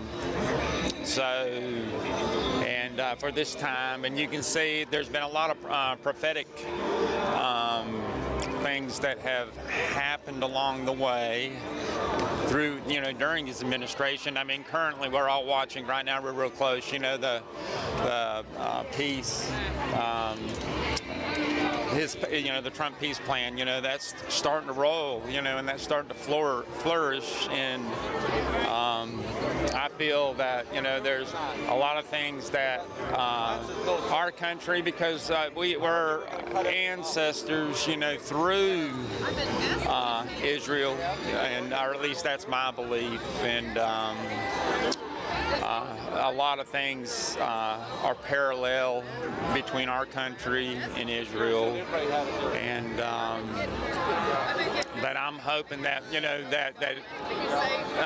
well, I don't want to really say some of the things that I would like to say, but there's some things, though, I mean, that we wrestle with now. I do. I'm in Scripture all the time or so, with America or so, and we're through, we're right at the cusp, at the end of the 5th Trump. So if you read your Bible, we got the 6th Trump and the 7th Trump to go through. So, I mean, we're waiting for Jesus at the 7th Trump. So, but we've got to get through the 6th Trump. So I just believe that this is the leader that could get us at least through that period. That's really, I mean, other than that, I mean, you can see, when we grew up, or at least my generation or so, and I think when I said, it took all of my strength when I wrote.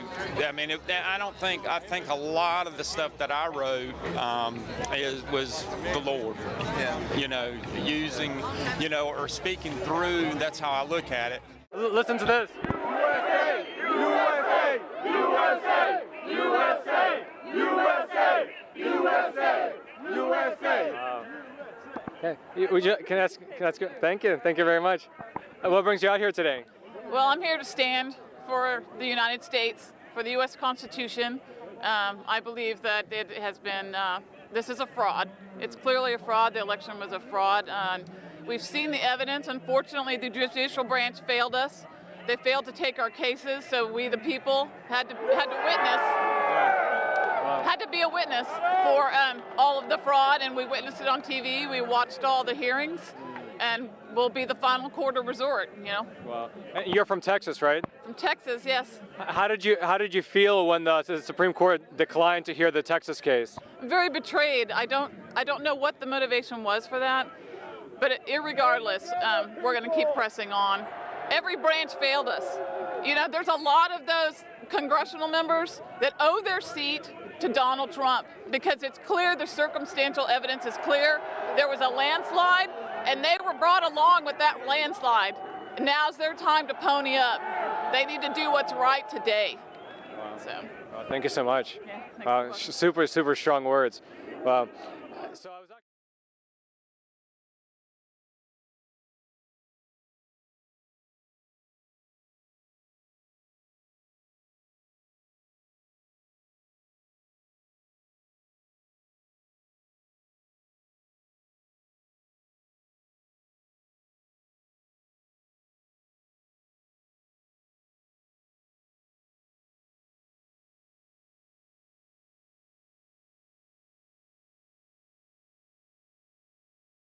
you guys come from?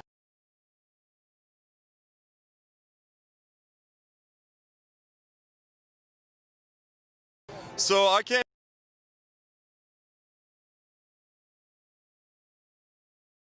from South Bend,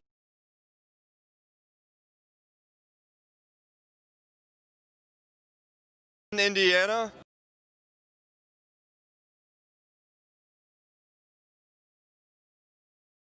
I came from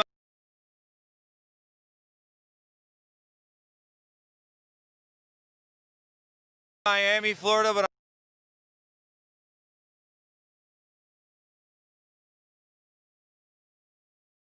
I'm from Milwaukee.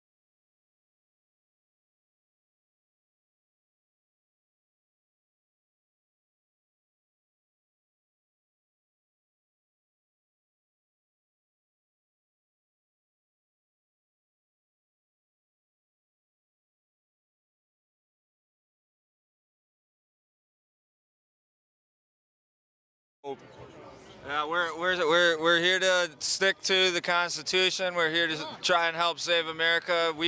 I don't have kids, but someday I want my kids to have the same opportunities I did growing up, and that's at risk right now. And we're not going down without a fight. That's for damn sure.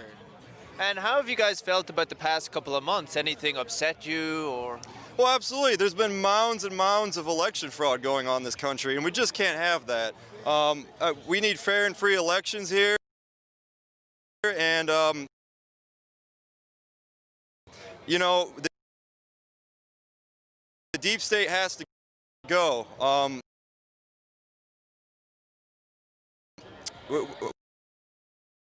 Americans are here. We're speaking up, and we're loud, and we want our voices to be heard. We've had it with the censorship. We've had it with the nonsense. We've had it with the anger from the other side coming at us. We don't hate the other side. We love you. We don't care what like, if you don't agree with the political views, that's fine. We still love you as human beings at the end of the day. We're not going to demonize you the way they have demonized everybody who's out here today. These are good people. They're not angry. They're not fighting. Like,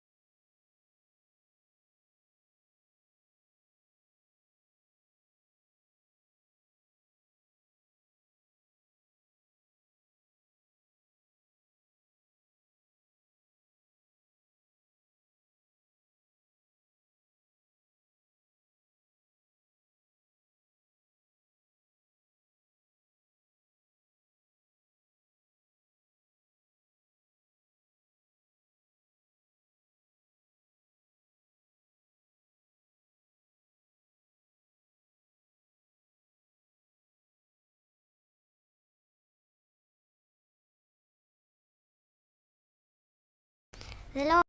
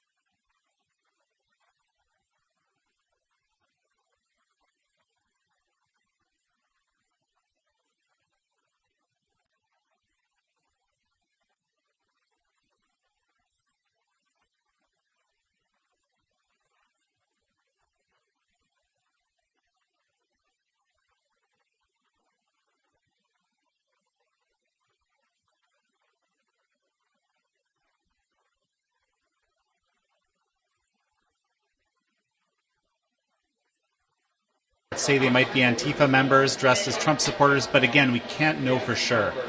This happened as the House and Senate were in the middle of debating the objections to certify Arizona's results. But because of the riots, they are currently taking a break because of what's going on. Vice President Pence has rushed from the Senate chamber as the riots broke out, and we're not quite sure when they will resume the sessions. President Trump tweeted asking for support for the police and law enforcement and told people to stay peaceful. The mayor of D.C. just issued a curfew from 6 p.m. until tomorrow 6 p.m. We'll keep you posted as we learn more. Jan Jekielek for NTD and Epoch Times, signing off.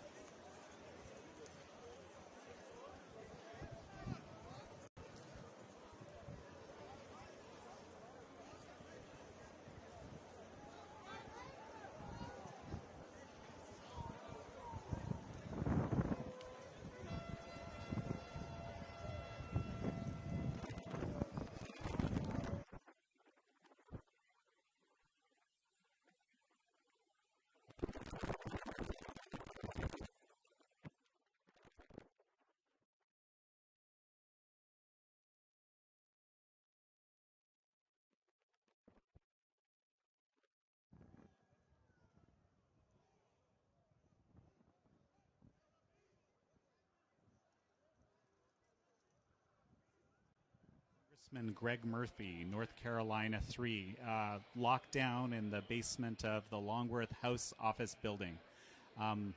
What are you aware of, Congressman, right now? What's going on? Well, from what I understand, there have been a group of protesters who've had bad behavior storm the Capitol, actually stormed the Senate chamber, and I think possibly stormed the House chamber. The members of Senate, members of the House, we've all been evacuated. Everybody is safe and secure, and the police are doing a fantastic job in controlling the unruly protesters. So there's a lot of narratives being generated around about who's responsible, what's happening. What do you make of all this? Well, I think there's going to be always people that blame people. People are blaming the president. People are blaming Antifa for dressing up with Trump signs. You know, the bottom line is this is the part of democracy that can be very messy. You know, we had the same thing with violent protests in other streets when other things happen. The rule of law needs to stand. This is also something where it just goes to show you that we don't need to defund our police. This is a sad occurrence in democracy. There's no doubt about that. But I'm fully confident that our police will have everything under control. And hopefully soon Congress will be back in order to continue to debate the Constitution and the issues that we were debating. Also, absolutely, this is a very major day for America. And basically, we're certifying or not the electors. Right now, the Arizona slate is being debated, or the objection to it is being debated. Where do you stand on this? Well, I think there are certain states, and it's very clear by the Constitution and Article 2, Section 1, where states did not abide by their constitutional requirements on how they pick their electors, and that state legislatures were basically left out of the equation. And the problem is, it's not necessarily for this changing election. We're talking about elections moving forward, as well as this particular election. If the legislature and the Constitution is not followed, and it is totally disregarded, then governors, secretaries of states, election boards will be able to make up election law, and that leads to anarchy and chaos. And so we're here, and I'm objecting to certain states where that happened most egregiously, so that we really actually can get back that people actually have belief in the value and the integrity of our elections. Do you think there is any path at this point to a situation where President Trump would retain the presidency? I think numerically it's going to be an exceedingly difficult issue to do, especially, to be very honest with you and frank, with the events that happened today. Numerically, it would be nearly impossible. Well, so exactly, what is the impact in your mind of the events of today in a little more detail? Well, regardless of whether President Trump had anything to do with this nonsense or not, he's going to be blamed for it, and Republicans are going to be blamed for it. You know, in some ways, Democrats got blamed for riots in big cities, which was unjustified.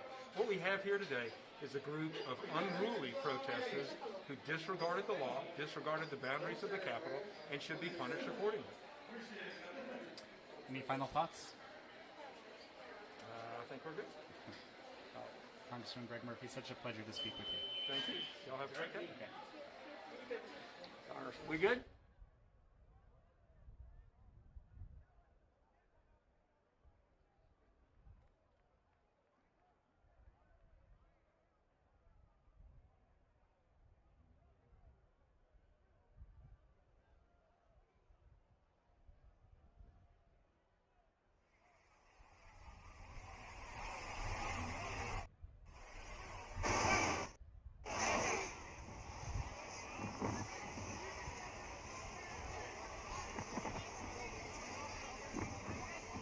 Check me on that. This republic is only for immoral people. So something along that. It does not work for any other people other than immoral people, right? So I have some questions to ask. Maybe would you like to? Yeah. Okay. Well, both of you, I guess, can answer. So, what would you tell people who are maybe watching this at home and they are being told by the media that this parade here is an attack on democracy? I think that would be the absolute farce that the mainstream media has been trying to perpetrate. We've seen, that's why people are going to Epic Times, that's why they're going to NTD, that's why they're going to OANN, because they know they are not getting the truth by mainstream media. It's just not happening. And so I think that as more people tune into alternate news sources, if you tune into any YouTube people, I've gotten more facts in the last year watching YouTube, watching Epic Times, watching NTD, and watching OANN than I've gotten. So as a 51-year-old male, I've seen it happen and come back and happen again. And the biggest deal is you are not getting news. If you're watching ABC, NBC, CBS, MSNBC, or Fox, you are not getting all the facts. You need to tune in somewhere else. May I add that your charts and everything should be taught in schools. It's good teaching material for our children. Thank you very much, sir. I appreciate that. And I'm not being paid to say that. I'm not slipping him any money under the camera here. Yeah, thank you. All right, so thank you guys so much. So let's actually move on closer to the Capitol so we can see what's going on. Now, by the way, I got a helmet here, got the gas. Some people were questioning me, oh, why do you need that stuff? But now there's tear gas, I smell it, so let's move on closer to the Capitol building here. Hey. Now, as was noted by some of the people, as was noted by some of the people back there, hey, would you like to say a few words? What brings you out here today? Oh my God! Well, we got in. We got pepper sprayed. Really? Yeah. Are you okay? Oh yeah, I'm okay. He got the worst of it. Wow. But we got in. That's the thing. That's the thing. All right. So you're going to have a nice view of the Capitol behind us. Oh yeah. Our house. So that's our house. What happened that the pepper spray got used? Oh, they are spraying us. We broke the barriers. They sprayed us. They shot the rubber bullets. There's a lot of people that got hurt, but they're all right. We got to do what we got to do, you know. No. What was the thinking behind breaking the barriers? That's our house. We have to get in there. They have to listen to us. They're not listening to us, so we have to make them listen. You agree? Yeah. Did you see anyone get arrested? No, I didn't see anyone get arrested, but I did see the police in D.C. run away. Yes, they did. Yes, they did. I know. We all got tear gassed. Yeah, well, you can't talk to them. See, you can't back them anymore, because if they don't stand with us, then they need to stand aside. Okay? Yeah, they need to stand aside. They're Americans too. I mean, I'm out here from Florida for them, and they did that to us, so we just broke right through. It was wonderful. What's your opinion? What's your opinion of the mayor of D.C. just implementing a 6 p.m. curfew? Who? The mayor of D.C. Who? Bowser, I think. Who? My streets. My streets.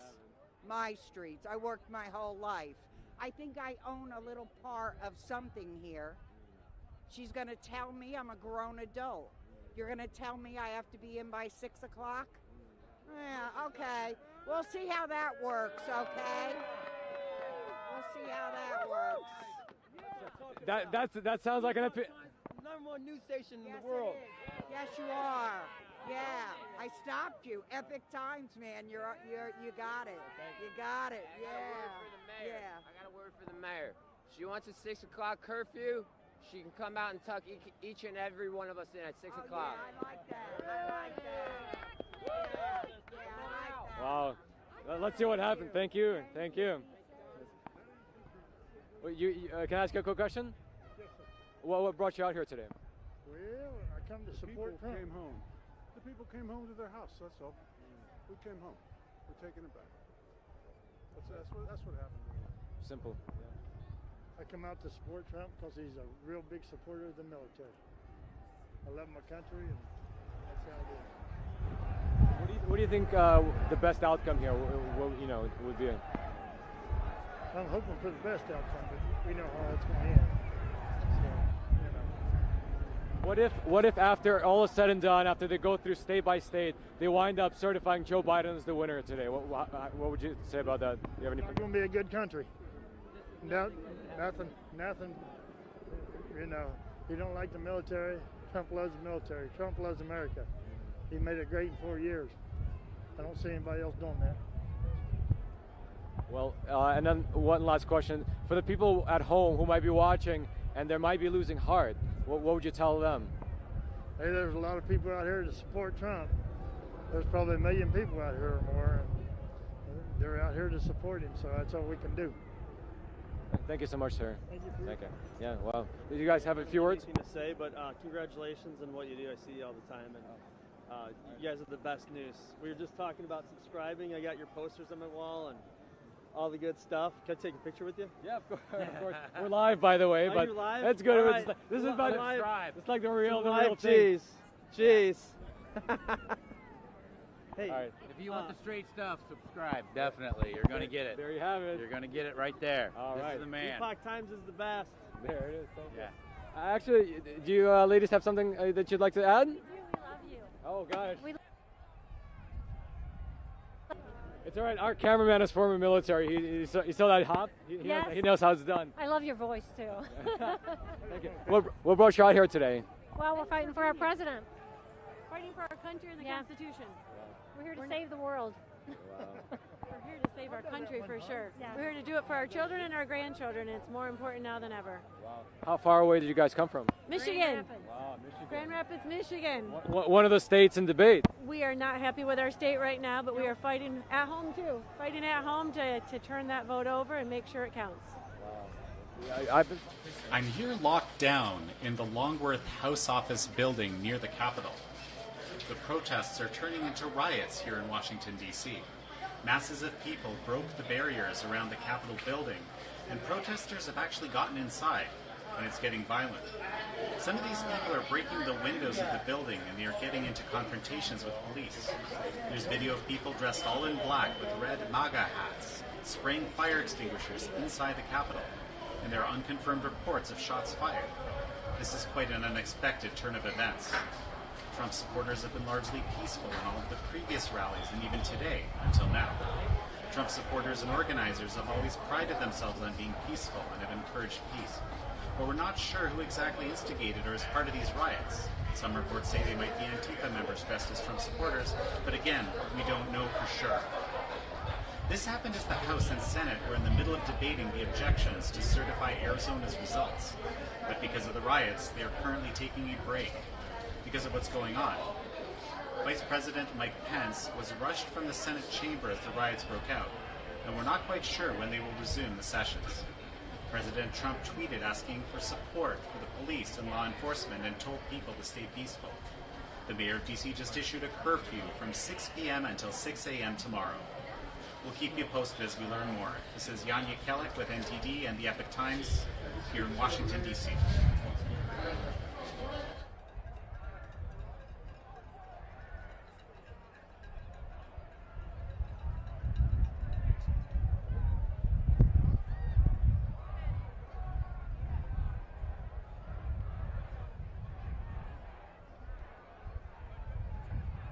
Can you actually take a look at the Capitol? It's very nice. Hey.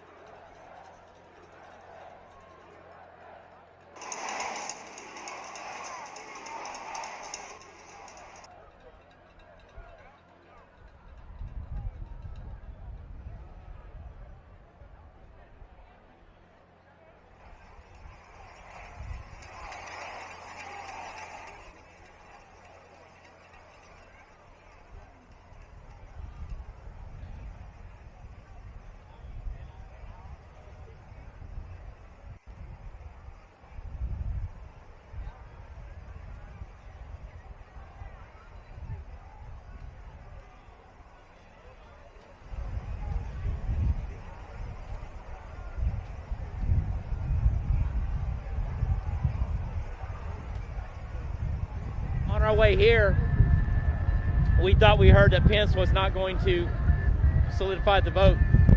So everybody just kept saying push forward, push forward, push forward, and we just kept pushing. We got shot with tear gas. Then when we got all the way up to the front, me and a big group of guys started busting the door down. One guy brings in a pole, shatters the front glass doors, and we just start yanking them, and then they start spraying us with pepper spray. And a couple of our guys, in fact, one of the sergeants in the Army that's another I've trained with in Pennsylvania, he got hit square in the face. He's dying right now, and I don't have my IFAC kit, my combat lifesaver kit, and my medic pack where I can take care of him because I have combat lifesaver training, but I can't do anything with him because I don't have my kid here because they wouldn't let us bring bags. So where is he? He was following me here. I had him sit down because he was dying. So he may be up there just trying to, he kept putting water on it. You can't put water on pepper spray. It is the worst thing you can put on pepper spray. You either need milk or Dawn dishwashing liquid. So anyway, I mean, and then everybody just started storming that Capitol, and we just took it over.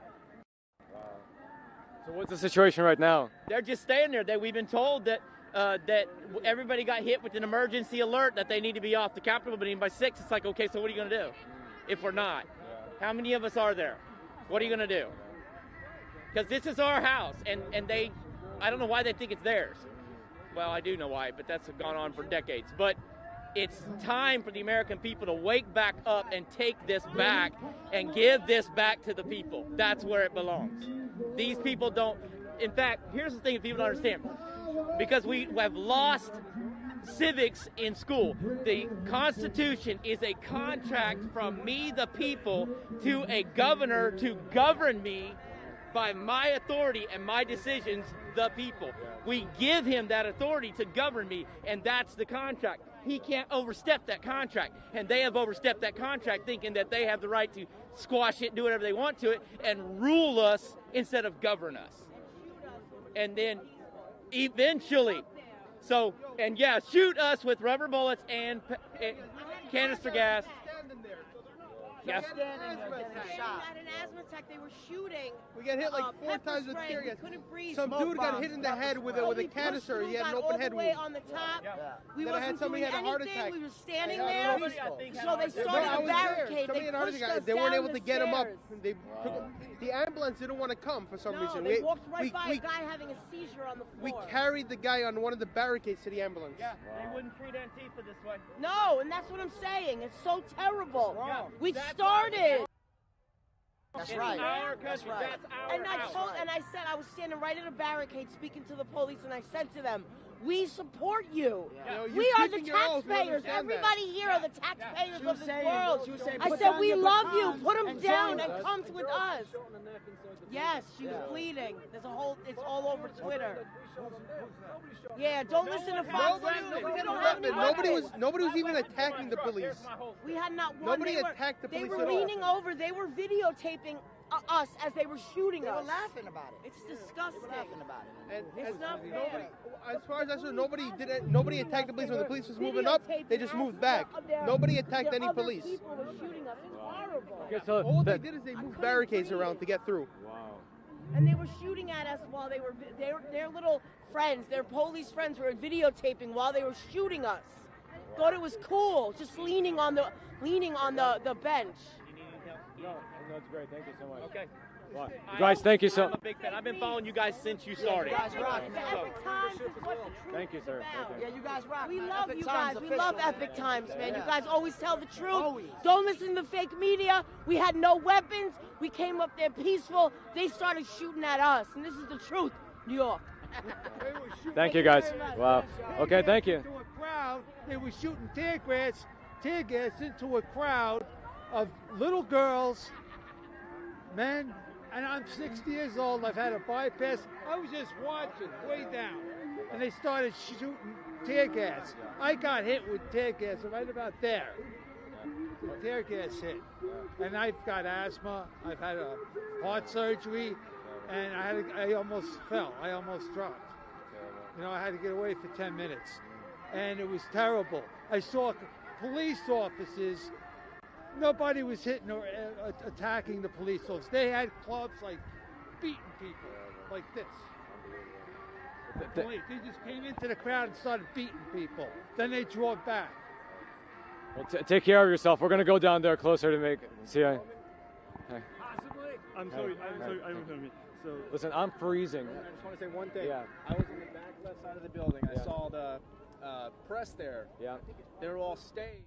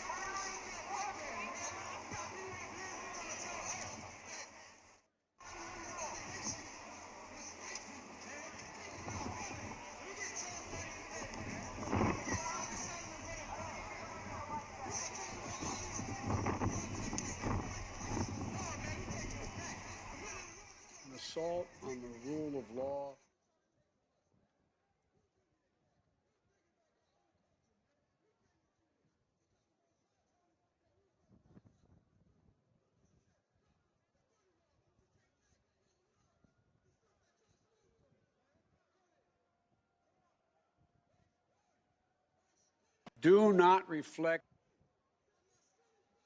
do not represent a small number of extremists dedicated to lawlessness.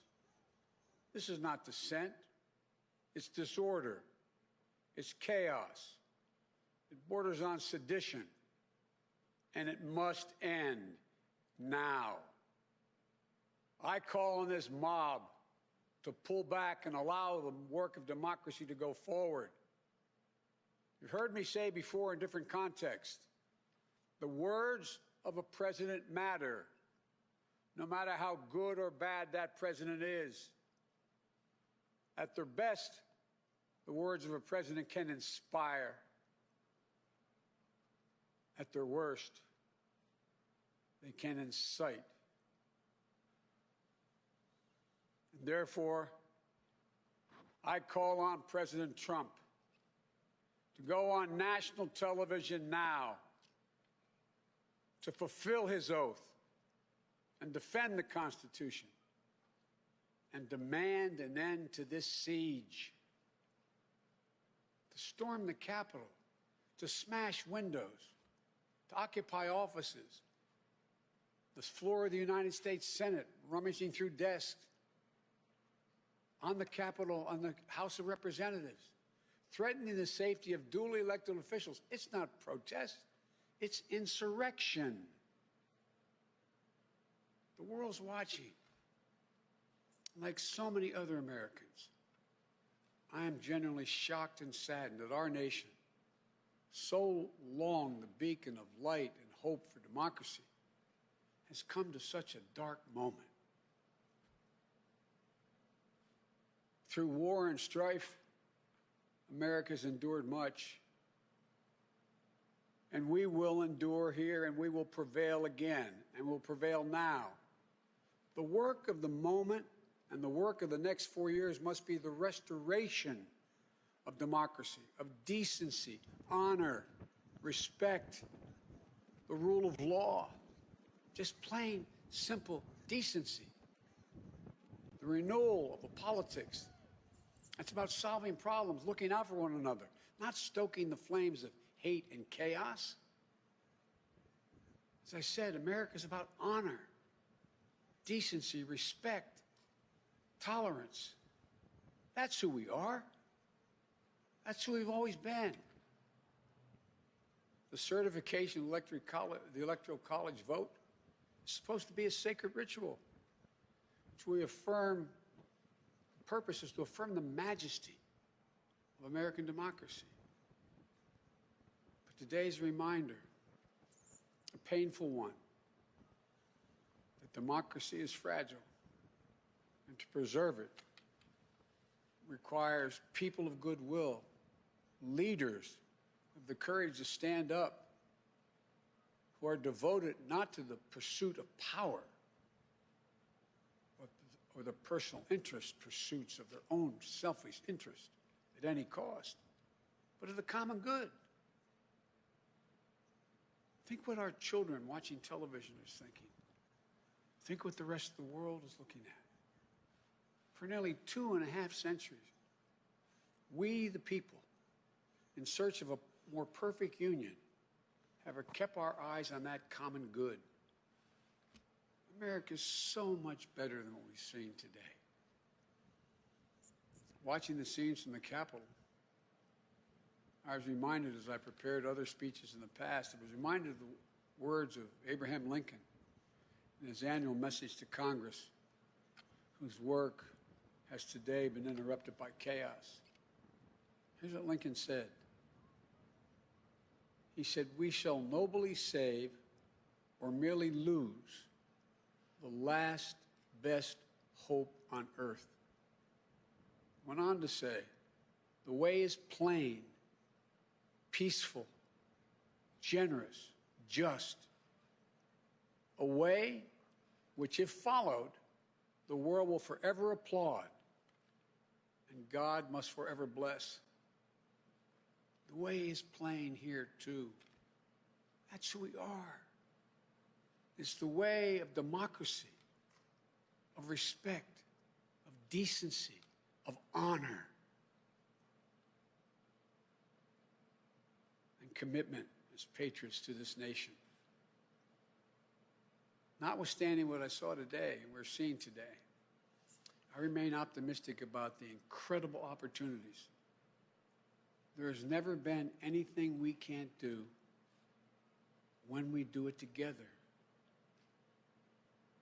And this god-awful display today is bringing home to every Republican and Democrat and Independent in the nation that we must step up.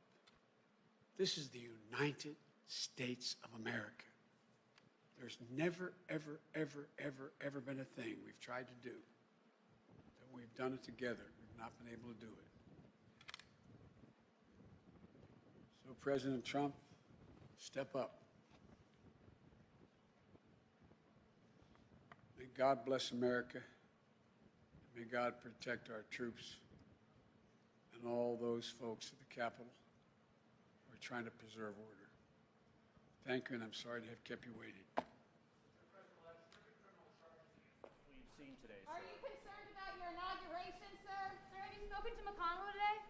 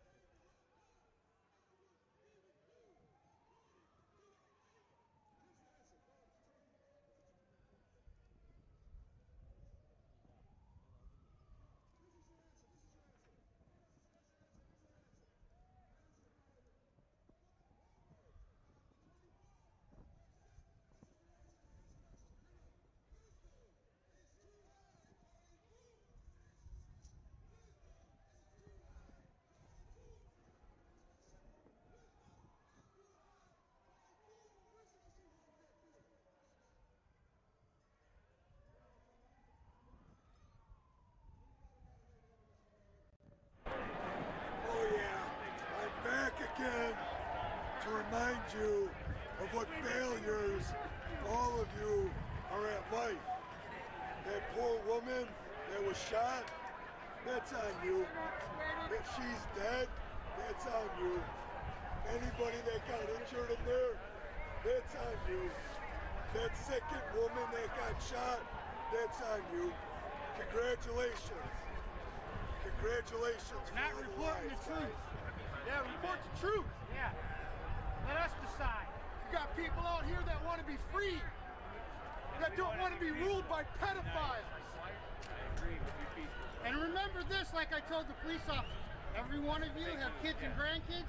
If you let this tyranny shit keep going, they're going to have to answer to the tyranny as you die off, and they're going to be the ones enslaved. So everything that you're doing not to stand up is going to hurt your kids and grandkids. You want our kids to be free. They're just trying to get a paycheck, man. Yeah. They might try to get a paycheck, but if Fuck they that, man. freedom, then It's all or nothing right now. That's right. It's all or nothing All right we're now. asking is report the We freaking Americans truth. are about to lose our asses. Report the truth. And you guys are reporting some fake bullshit. That shit. Newsmax and OAN got checkbooks too. You guys are losers at life. Having a wonderful day. Have a blessed day. I don't know about you. I'm getting paid. I don't know what you're doing.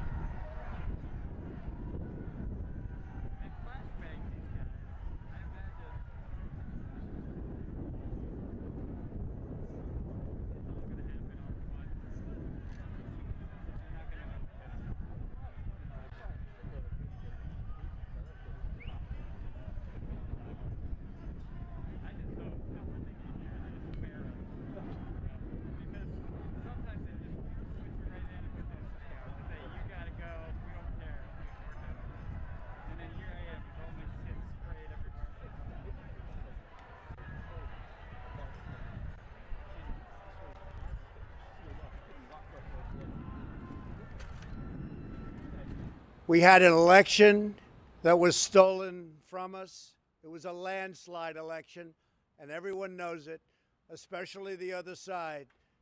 But you have to go home now. We have to have peace. We have to have law and order. We have to respect our great people in law and order. We don't want anybody hurt. It's a very tough period of time.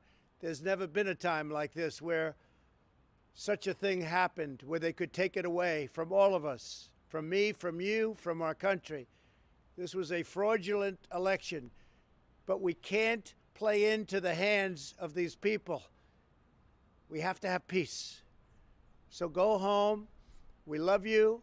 You're very special. You've seen what happens. You see the way others are treated that are so bad and so evil. I know how you feel. But go home and go home in peace.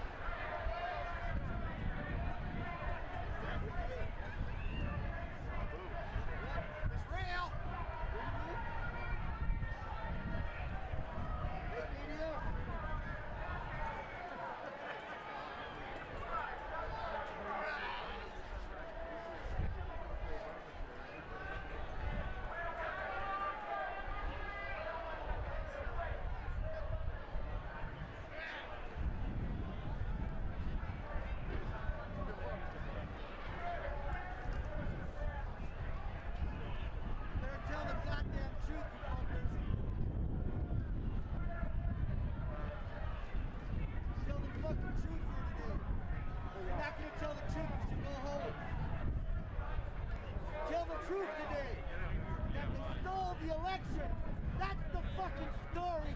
They stole the election, and they fucking communist China owns Joe Biden, and Pence is a pedophile.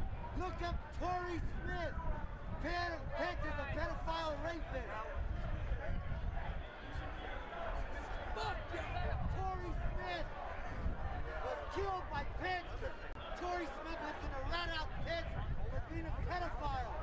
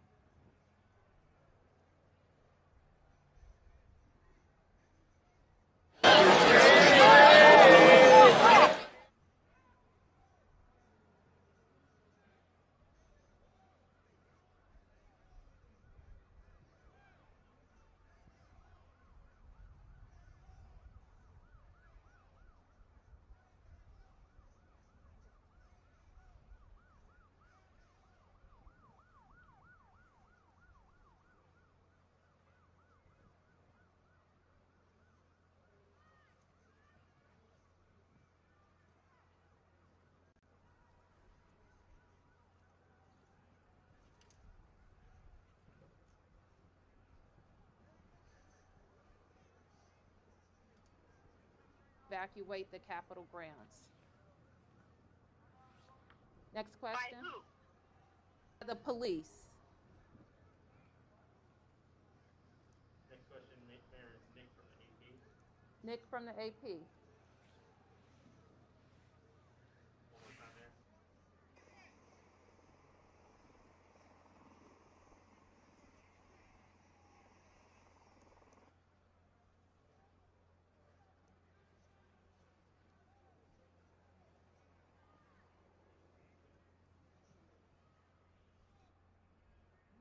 Capitol. Can you clarify what happened there? I'm not sure what statement you're referring to, Evan, but let me be clear.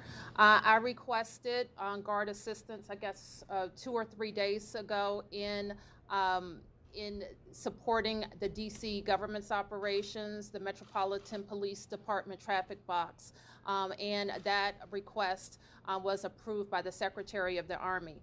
Additionally, as I understand, and I'll turn to the Secretary to speak to this directly, the United States Capitol Police Department requested additional guard support today. So let me go to the Secretary.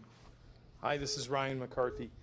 When we were working through the additional requests, there was, sorry, confused by that. There was additional requests that came forward from the Capitol Police, and for us to truly understand the specifics behind the requests and how we would support the operations, a lot of questions were asked, a little bit of confusion, but as we worked through it, we ultimately made the determination about a half hour later to mobilize the entire D.C. National Guard.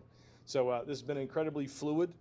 But I have to go through the Secretary of Defense to ultimately get the final approval to mobilize personnel as well as to conduct operations in cooperation and coordination with local authorities. Allie, WAMU, Mayor. Allie, WAMU. One more time there. Allie, WAMU. The citywide curfew, Mayor, that can't apply to federal property, correct?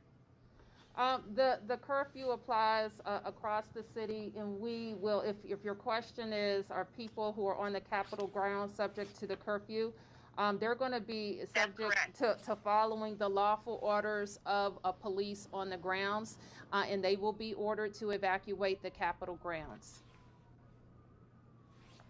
Next question. By who? By the police. Next question, Mayor, is Nick from the AP. Nick from the AP. One more time there. Nick.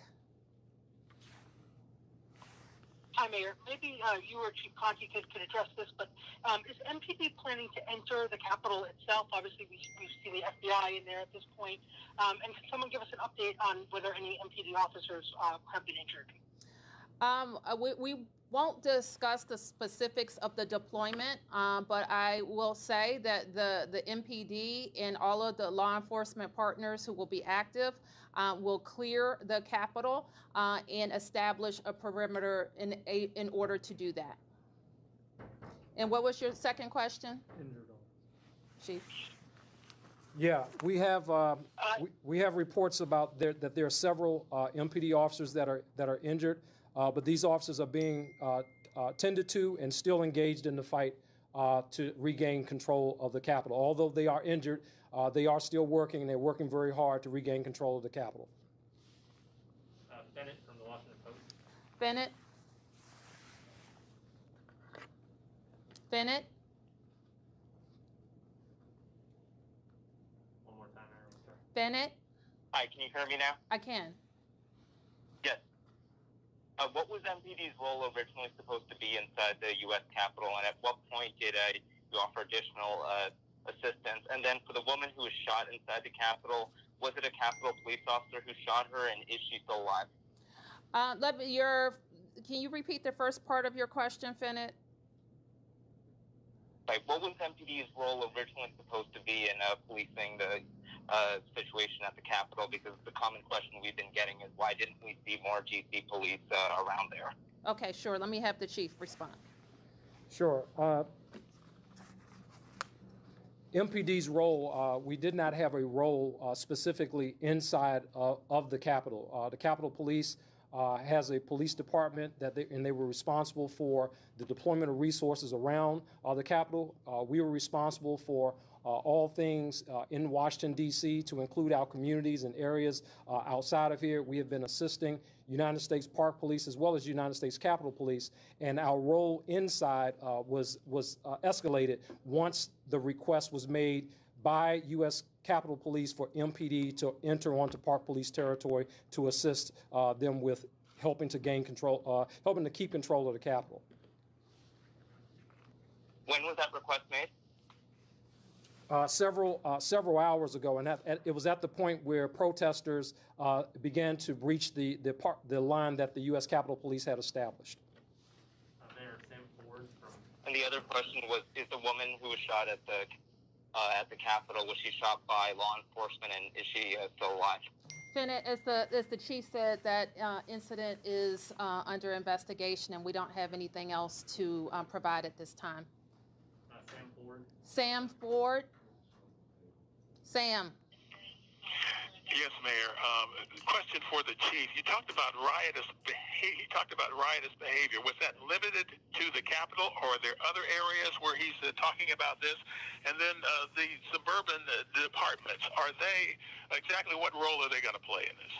So the riotous behavior, the only riotous behavior that we have encountered is at the Capitol, inside of the Capitol. Obviously, when the demonstrators turned rioters, entered the Capitol, crossed the police line, they've assaulted a number of police officers with all kinds of projectiles, etc. That's when the Metropolitan Police Department later on was called to assist. With respect to the outside jurisdictions, the outside jurisdiction role, they will be under my command, under my authority, and they will be deployed to assist us with the clearing operation that we're working on right now. And so basically folks are headed out of town. Is there any problems there as far as you know? I'm sorry, I didn't understand your question. People are leaving, I assume, right? So you're not having problems with people not leaving, or what is the situation there? Well, Sam, we have a curfew at 6 p.m. We expect everybody to follow it. The Metro will be available. A lot of people rode the Metro, and the Metro will close at 8 p.m. So they should be making their way to leave right now. Sam from the Washington Informer.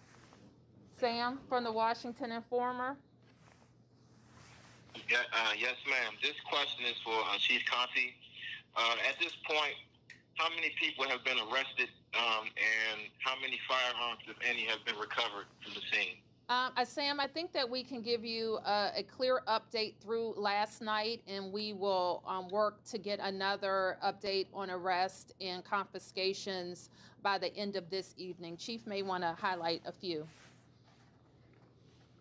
As of earlier, there were approximately 5 weapons that have been recovered, and we were looking just above 13 arrests. I should add a very important note here that none of the arrests that occurred were of D.C. residents.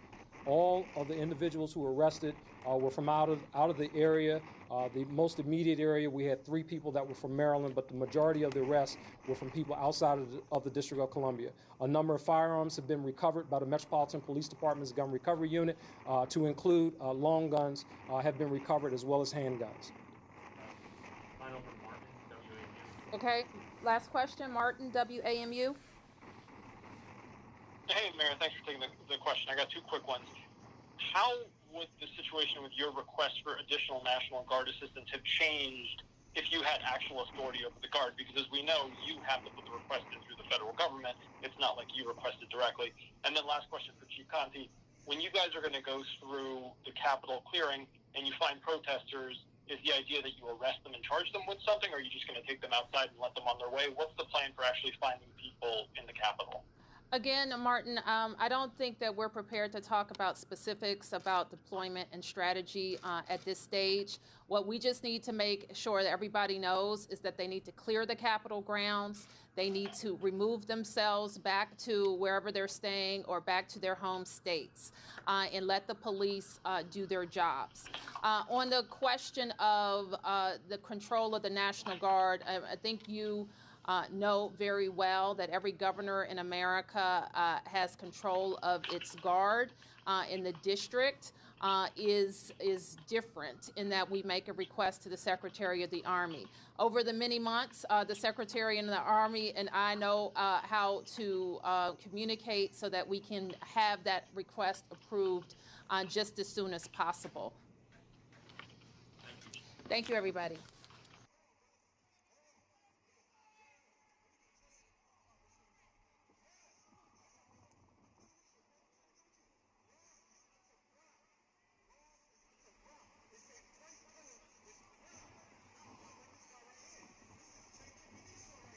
Some police have said it could be overnight even. So at this point, basically this whole area is very seriously locked down. There's police all over the place. You probably saw a few walking behind me just now.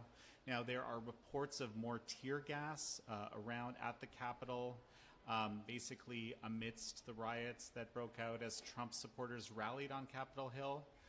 At this point, it's still unclear who all these people were. Certainly a lot of them were dressed as Trump supporters. The details of who these people actually were isn't clear, as I said.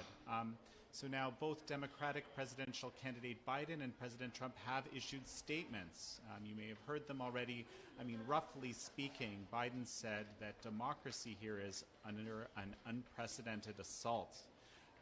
He's called it an assault on Capitol Hill representatives, on the police, on public servants, on rule of law, and on the most sacred of American undertakings, the doing of the people's business. And he said, events at the Capitol don't reflect, quote, who we are and that they must end. Finally, he said, that the words of a president matter, good or bad, they can inspire their best, or they can incite at their worst. Incite at their worst. He also called on President Trump to fulfill an oath and demand an end to the situation. He called this a dark moment. Now, Trump himself, President Trump, issued a video statement on Twitter shortly after that. He urged his supporters to go home and, quote, peacefully respect law and order, while also talking about the frustration that they might feel. He said that we had an election stolen from us. I think that was a direct quote. He also said that we have to go home. Now we have to have peace. We have to have law and order. We have to have respect. And we have to respect our people of law and order. Finally, he was saying this was a fraudulent election, but we can't play into the hands of these people. We have to have peace. So go home. We love you. Now, what's really curious about all this is that Trump's tweet, with this video tweet, actually has been blocked by Twitter. It has I guess a tagline on it that says, this claim of election fraud is disputed, and this tweet can't be replied to, retweeted, or liked due to a risk of violence. And it's curious, given the message in the tweet itself. That is the message that appears on Twitter. We will share more updates as soon as we find out more about this situation. As I said, at this point, everybody that was in the House buildings is still in the House buildings and appears to remain here until further notice. So this is Jan Jekielek for the Epoch Times and NTD in Washington, D.C.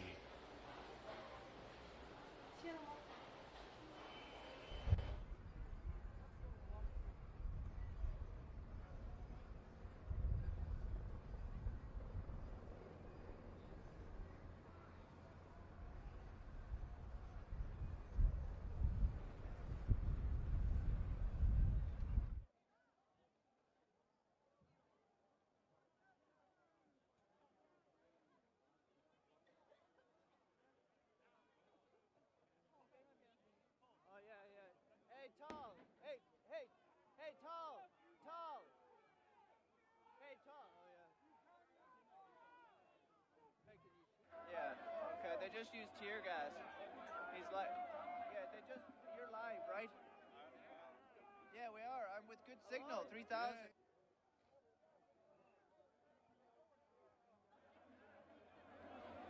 Yeah. Oh, yeah, you're using, okay. Can you see the mic? Without showing?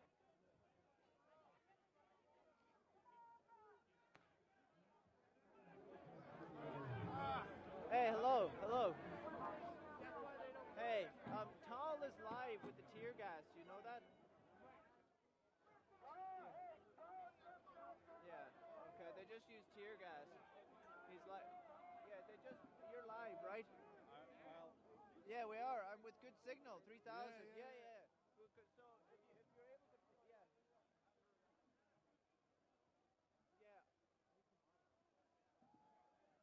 Oh yeah, you're using. Okay. You can see the. Okay,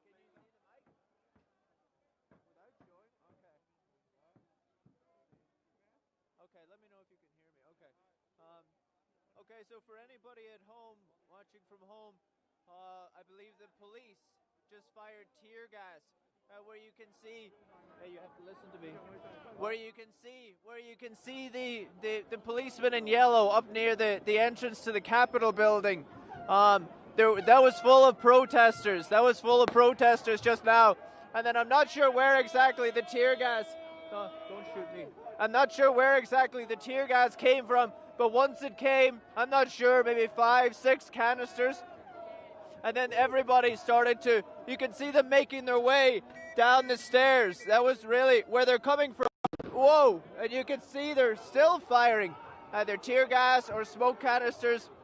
I'm not sure, they're really trying to disperse everyone. So where you can see everyone coming down the stairs just here, it was actually quite dangerous from what I saw, because when the tear gas first came, these people started to, it was very tight as they came down. It wasn't a crush. I couldn't say it was a crush, but people were trying to get away from the tear gas. You could hear it in my voice a little.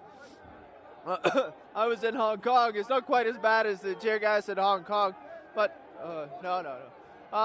So this is what's happening. The protesters have been here for a number of hours, and it looks like the police are now looking to disperse them. So, what else? Yeah, so this is it. You can see the people coming down the stairs. Again, this entire area was full of protesters. And you see down lower here, people are willing to stay around. And it's a little bit hard to breathe. Obviously, the closer in you go, the harder it is to breathe. If we look behind us again, there are still a number of people. For at least the last hour, maybe a little bit longer, people have been leaving. Really. So that's really it, yeah. And so there's,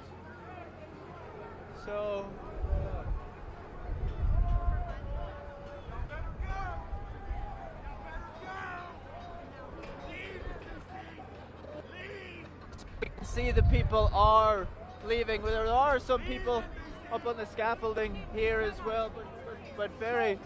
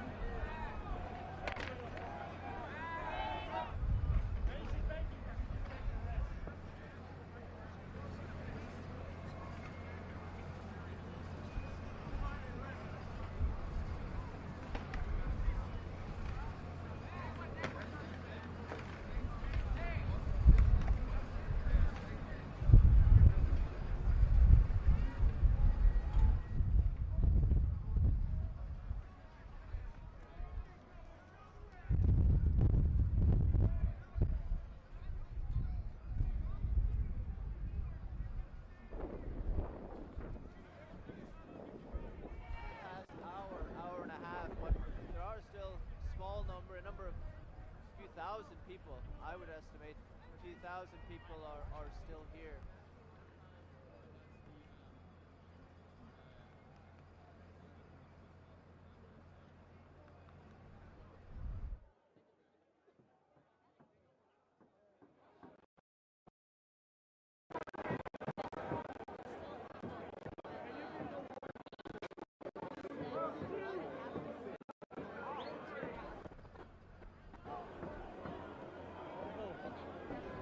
It's okay.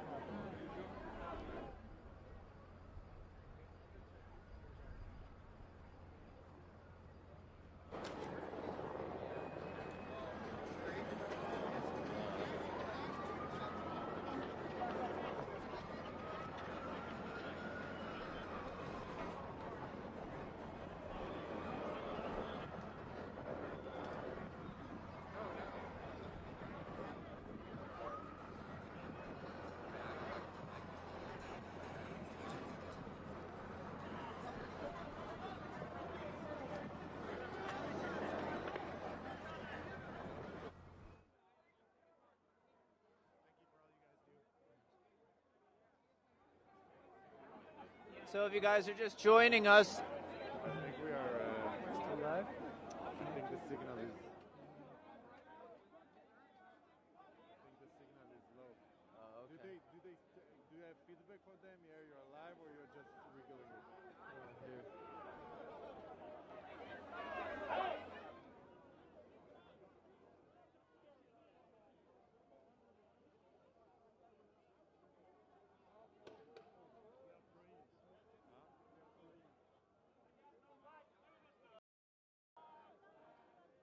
are we live? I don't know. What's the Jordan? Yeah, maybe. Yeah. Hey, you need to communicate with the people. Are you in this group? You need to communicate with these people and tell us, because I can't do both. You know, No. and tell me. Okay. Ask them. Can they hear us? Can they see us?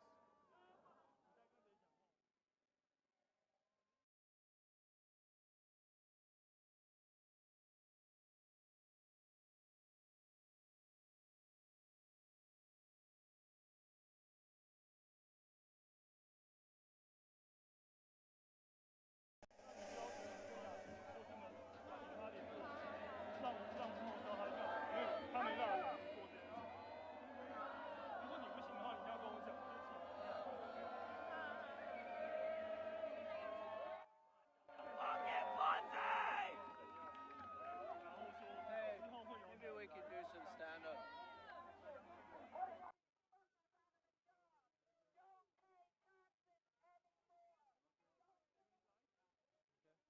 Hey guys, so if you're just joining us, we're here at the Capitol building in Washington, D.C., where there's still quite a number of protesters.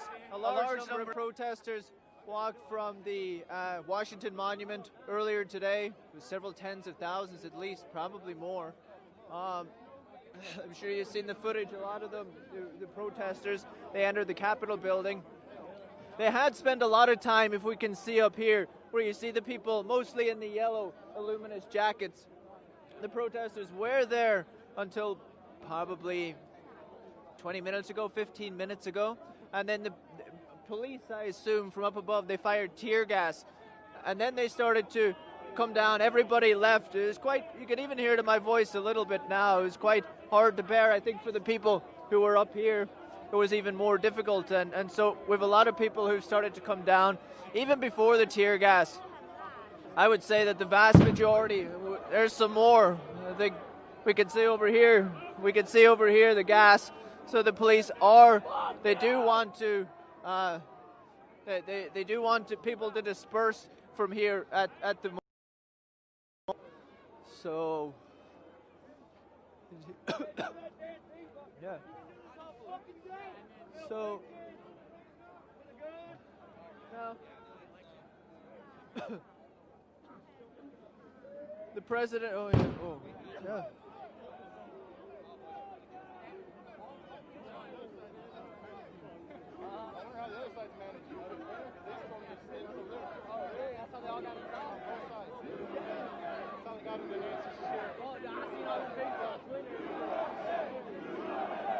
So we see the remaining protesters, really just a fraction of the people who were here before. I would say just several thousand. And little by little, people have been making their way out.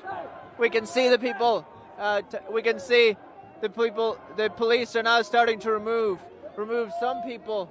Tal, can you get a shot of this? Removing some people on the scaffolding here who obviously weren't interested in moving. Excuse me.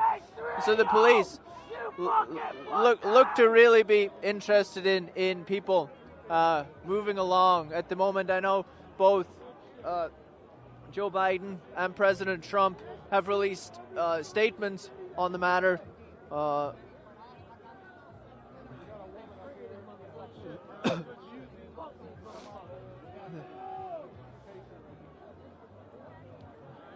The President Trump, he urged supporters to go home peacefully, respect law and order. He also acknowledged the frustration they're feeling. He said, we had an election that was stolen from us. But he did add, but you have to go home now. We have to have peace. We have to have law and order. We have to respect people. We have to respect our people of law and order. He also mentioned that this was a fraudulent election, but we can't play into the hands of these people. We have to have peace. So go home, we love you. That was from President Trump. I believe Twitter has also blocked President Trump's tweet on it. Said this claim of election fraud is disputed, and this tweet can't be replied to, retweeted, or liked due to risk of violence.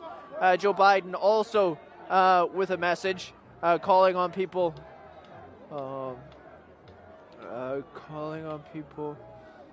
Let's see. I'll just bring it up for you. Bear with me.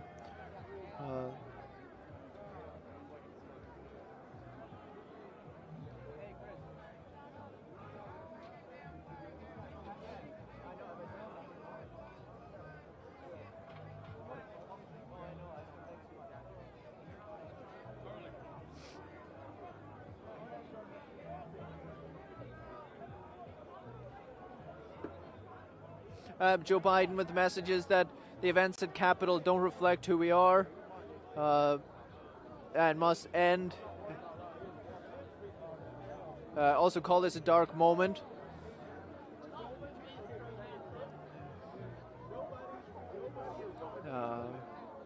Joe Biden called it an assault on Capitol Hill representatives, Capitol Hill police, public servants, rule of law, and the most sacred of American undertakings, the doing of the people's business. So as we can see, people are remaining. People are staying seemingly unperturbed. By the tear gas. There hasn't been any tear gas fired in a number of minutes, at least 10, 15 minutes. But again, people are... Hey, let's see here.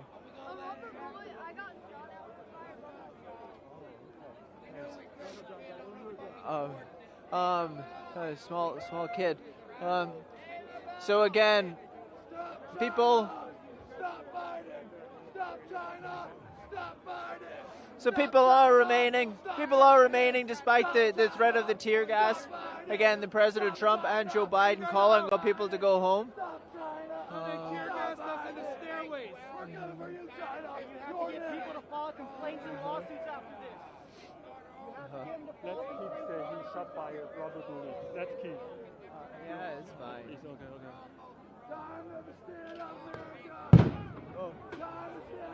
That's another canister of tear gas. It sounds like. Probably go here. They should have parked an RV near this building. It's so windy out here that the tear gas really doesn't work. So here it comes. Yeah, here comes the gas right now. So it sounded a little bit more like, and it tastes a little bit more like a smoke bomb or something. It didn't really taste or feel like tear gas. Perhaps a warning shot for people, but you can see the people not really perturbed, not really annoyed by it. So.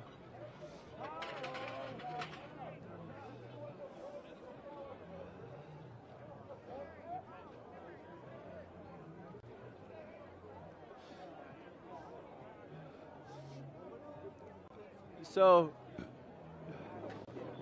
from your shot at the moment, you can see that really only people remaining with police gear, luminous jackets are left on the stairs of the Capitol building.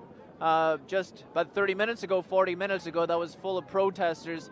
And then the police started to fire tear gas. People started to come down the stairs. I was quite worried, actually, that there were so many people coming down the stairs at one time. But I saw one person who was a little bit beat up, but I don't think anybody fell, anything like that. Not that I saw. So, seems people slowly moving, little by little. Very few people, as I look back on the road towards the Capitol building. People coming this way. People funneling out. So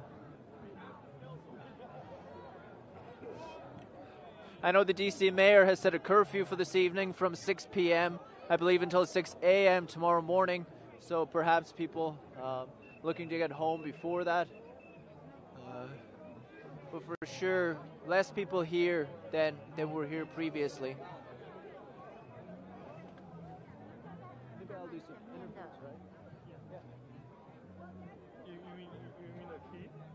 No, I don't know about that. Okay, sure. Weird kid.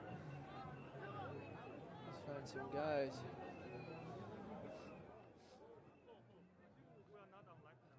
Oh, really? You need to check with the headquarters. Yeah. Yeah, keep in touch. We need to keep in touch. What do you want us? Do you want us to stay? Do you want us to go? Like maybe they choose something else. Yeah, we need to be in contact. And like we should do whatever because 27%, so we have around maybe half hour. So either they need to use the half hour. This is your battery. Yeah, the live view.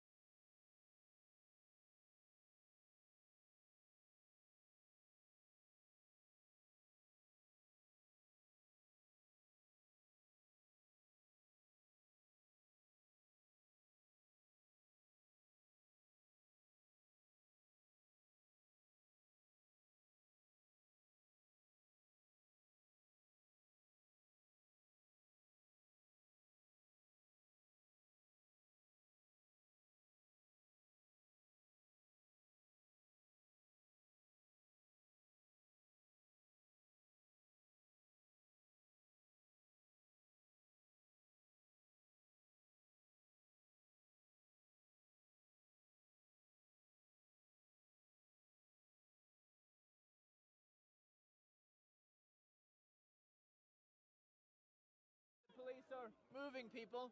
We've got tear gas behind us. We've got tear gas this way. And the police are just starting to move everyone away from the Capitol building. There's up here, and you can see they're moving us away. So a few people, you can see guy limping. There was a guy on the ground. Maybe he came here limping. So the police, as you can see, guys,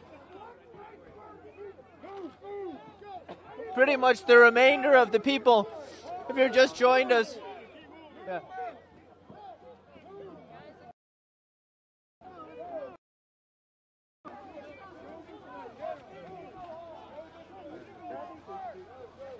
You don't need me there.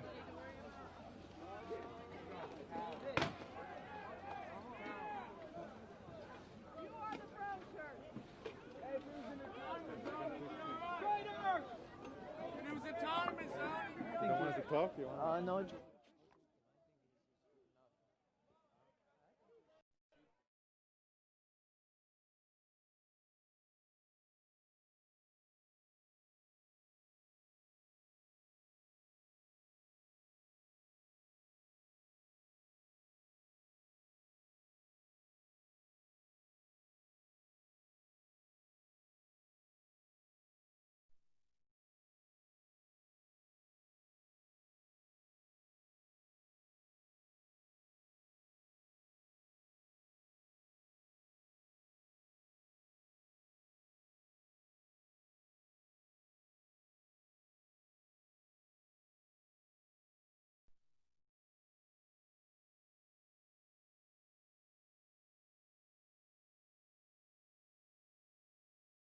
Police side, just some tear gas. Other than that, from what I have seen, at least, just generally ushering people out, and the people as well, the protesters who are here, very peacefully walking out as well. Some people shouting, but nothing really so vulgar from what I've heard. So, really, the police, I suppose, what time is it? So, coming up to about 30 minutes until the mayor's. Coming out of the mayor's curfew, so I suppose the police trying to move people away from the Capitol building, at least here. What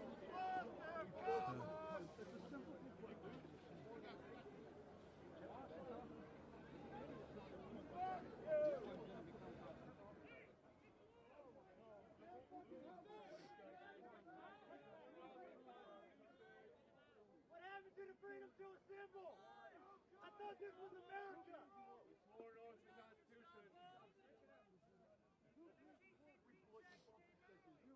So if you're just joining us, guys, we can see up high, you can see up with the lights lined up across the front of the building. There were protesters the entire way up to the glass for a long time, until about 40 minutes ago, 45 minutes ago.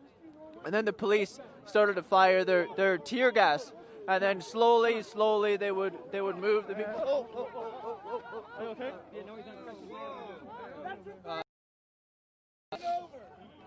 Get a number. Get the guy's number that did that. That man over. Get it on tape. Get his name and number.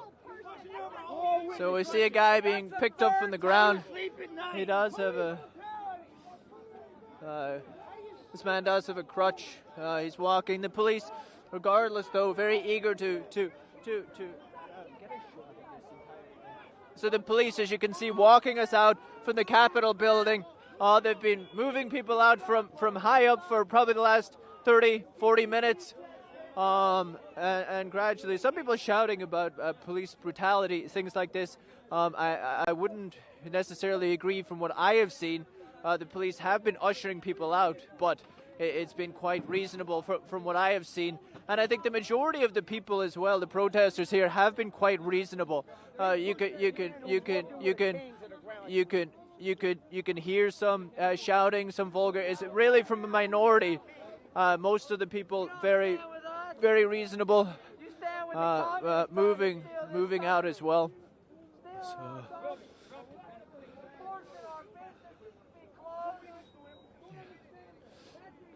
So again, guys, if you're just joining us, we're coming up very close to the mayor's curfew. It's coming up in about 25 minutes or so. So the police, about 40 minutes ago, started to fire tear gas.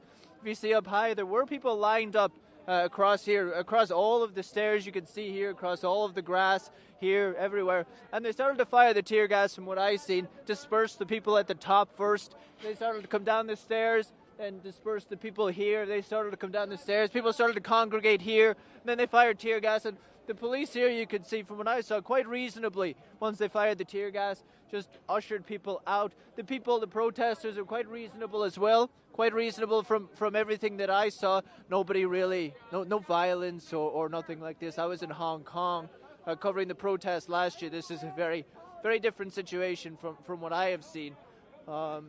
Police, I think, done from what I saw again, quite good job, quite reasonable job from what I saw. It's quite, I wouldn't call it a standoff, but I think definitely they've had their orders to move people again. The mayor's order curfew coming down in about 25 minutes.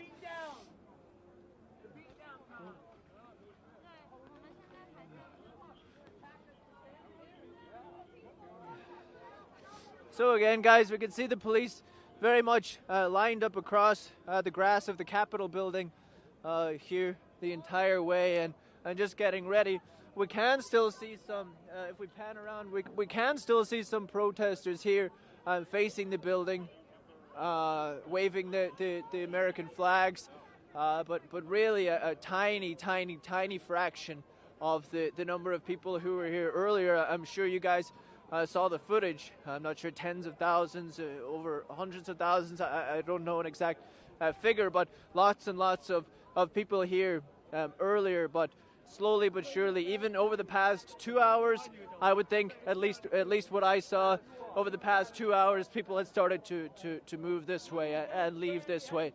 Around the time that the mayor's curfew, at least what I saw, started to be talked about and announced. So really just a fraction of people, very small number of people here. Quite reasonable. The people you see behind me, really a minority, mouthing some things at the police, but quite reasonable from what I've seen. I think for both groups, the vast majority of the protesters were here, no problems, no shouting, something like this. And again, from what I've seen of the police, quite reasonable as well. We did have tear gas. We did have a lot of tear gas again, coming from the top of the building and really moved people out. Now, one thing that I was quite worried about when I saw it was when they fired the tear gas, the people tried to get away. If you taste it, you smell it, your instinct is to get away as fast as you can, but the staircases are quite narrow staircases, and we had a lot of people. I didn't see anybody fall or get hurt, but I was quite worried when I saw it. So, this man said they had to bring in a stretcher. We did see somebody lying on the ground. I didn't see exactly what happened. So. The girl got shot earlier that they took out. Yeah, they shot a patient earlier, a young woman. They shot her in the neck. Oh, really? Okay. NTD. Oh, thank you. Okay, we have a man here said there was a lady got shot in the neck. I assume, I'm not sure, yeah. I believe I heard about it. I haven't seen the video. He said it's on Facebook. So again, both President Trump and Joe Biden have asked people to go home. The president, he acknowledged the people's frustration. Again, he highlighted that the election has been stolen from the people. He how would you say it, he agreed with the frustration, he sympathized with the frustration, but he did tell everybody we need to have peace, we need to have law and order, and he did ask people to peacefully go home as well. Joe Biden, similar message, condemned what we saw here at the Capitol building today, called it a dark moment, if I can quote him correctly. So neither of the two presidential candidates, if that's how I could put it, happy or going along with this.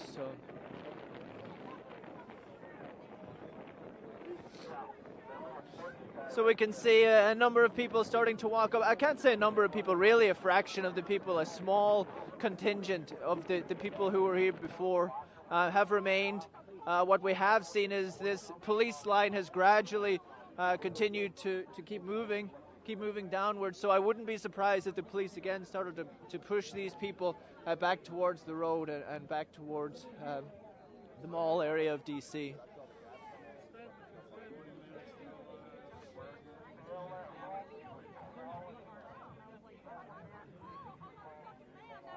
I'll do an interview. Maybe we'll speak.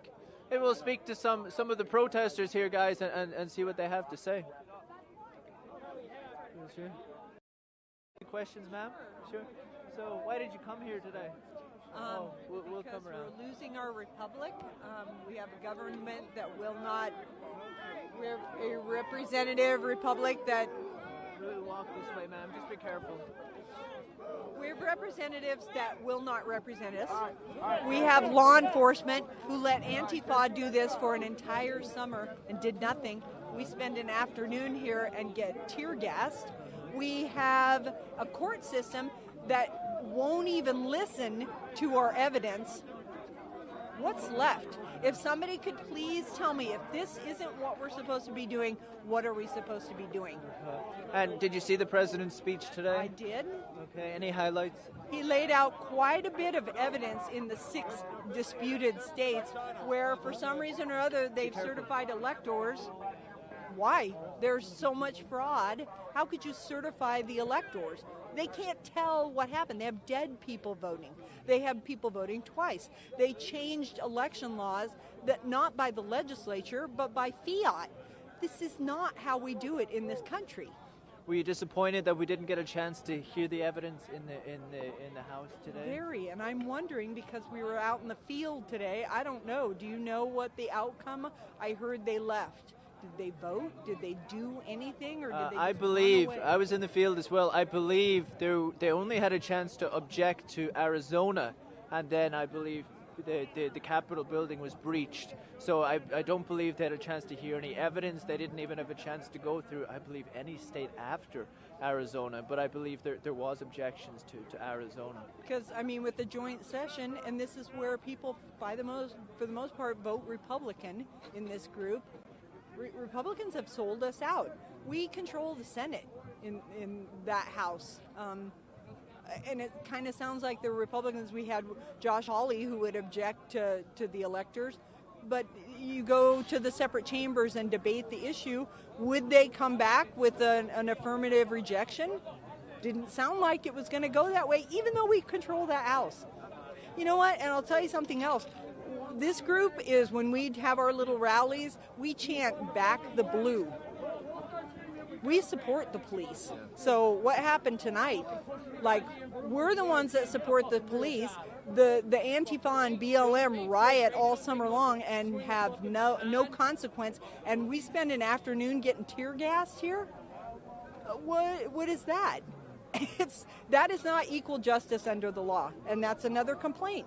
That if you're Hillary Clinton and you keep a server with classified information in your basement, no big deal. If I had done that when I had my security clearance, you can bet I'd be sitting in a jail cell right now. Let's walk and talk. And there were a lot of people here today. Hundreds of thousands of people came today.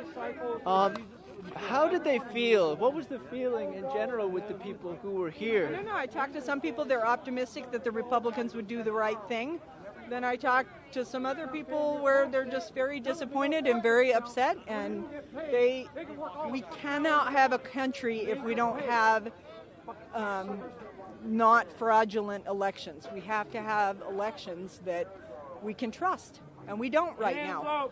And by and large, they're just sort of papering over the fact that 6 states' elections were stolen. 6 states that we know of. I don't know how you sleep at night, you worthless piece of shit.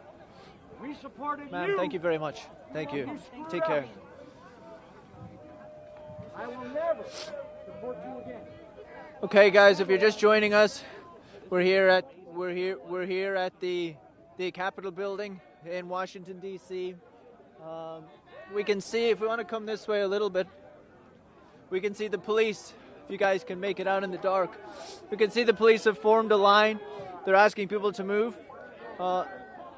There were people lined up all across the steps of the Capitol building right up until about 45 minutes ago. And then the police started to fire tear gas.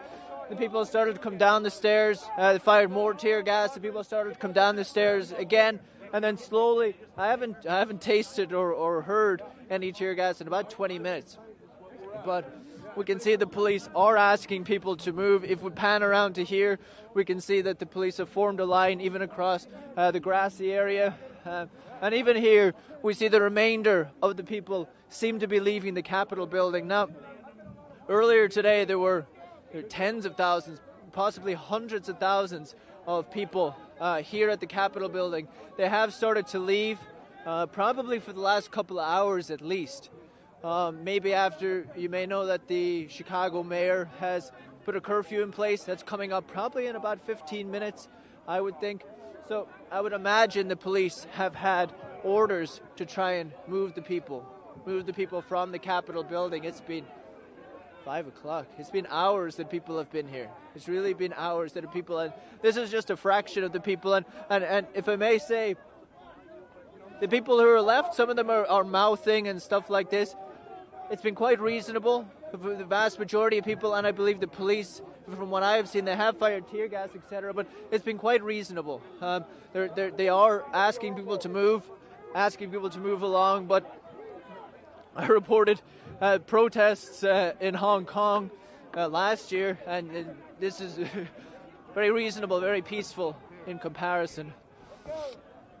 So now, as we can see, we're being moved to the entrance of the Capitol building.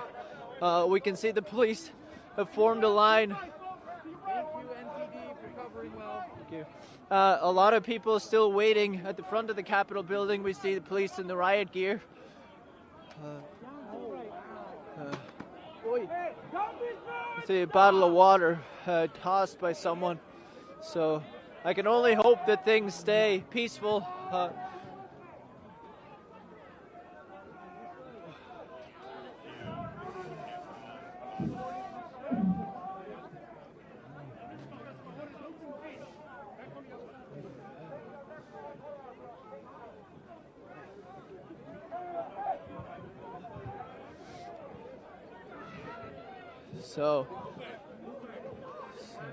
So as we can see, guys, the last of the people being moved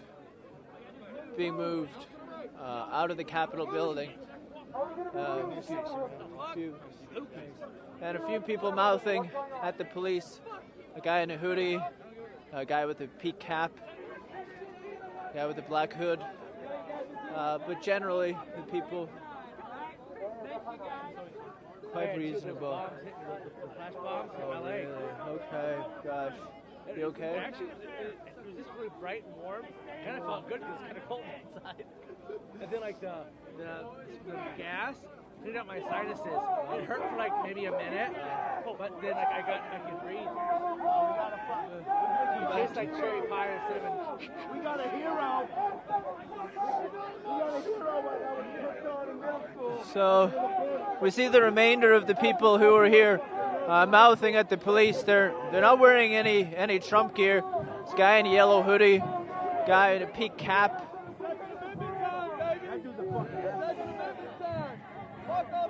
Everybody else wasn't as bad. That dude is a fucking.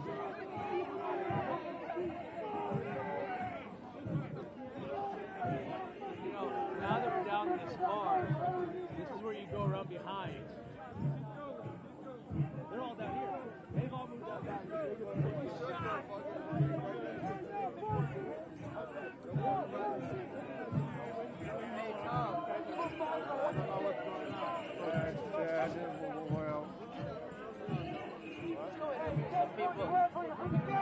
This is rubbish. I thought he was.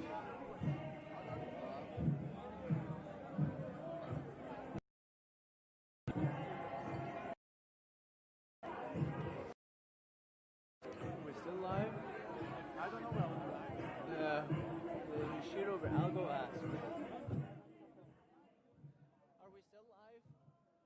We need to check. Yeah, I'm check. I tell them to cut down the live. So you want to change battery now? So we are not live? Yeah, we are not live now. You sure? I got a video from earlier today. It's my video. Can you send it to me? We can credit you. We use it. Oh wow, really? Is that Yeah, they today? shot her. send me that? Air, if you can do air, I know. Yeah. Can you like record it on your phone? And that seems to be easier if you can record it from her phone, like as it's playing, because sending is sucks. What about air? It's like Bluetooth. I could show you if you could try and share it. Oh, is this an Apple? No, it's an Android. Oh, that's an Android. Oh, okay. Yeah. Oh, bummer. I don't really know then. Bring up your camera and just record. Really? I want to use it in the news. It's kind of.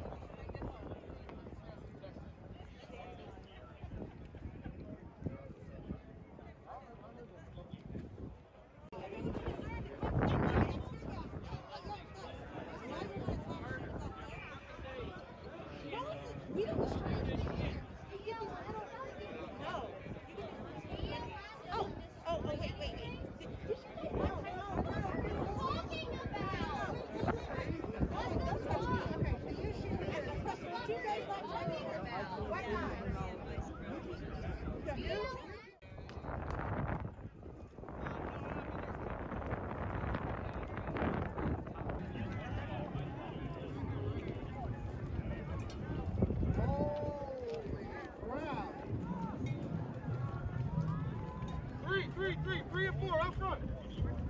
3 and 4 up front. 3 and 4 up front. Move back.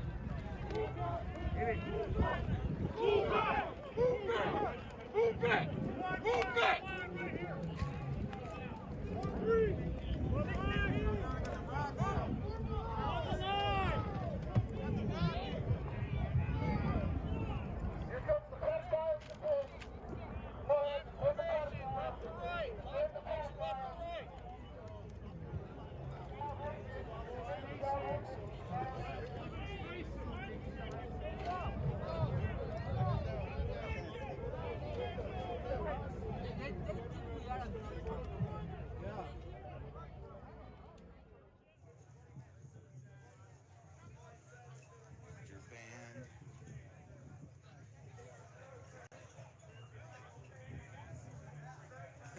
I have 44 messages to review before I'm even caught up at this point. You're banned.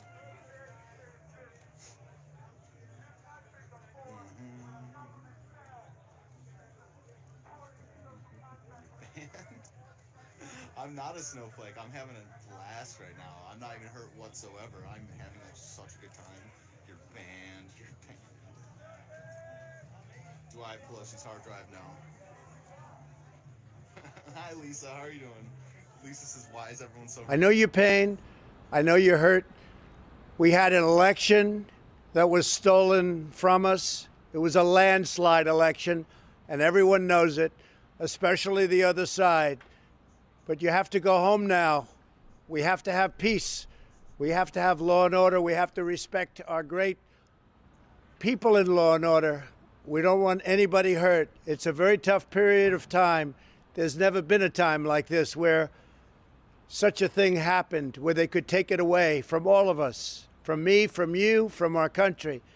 This was a fraudulent election, but we can't play into the hands of these people. We have to have peace. So go home. We love you. You're very special. You've seen what happens. You see the way others are treated that are so bad and so evil. I know how you feel, but go home and go home in peace.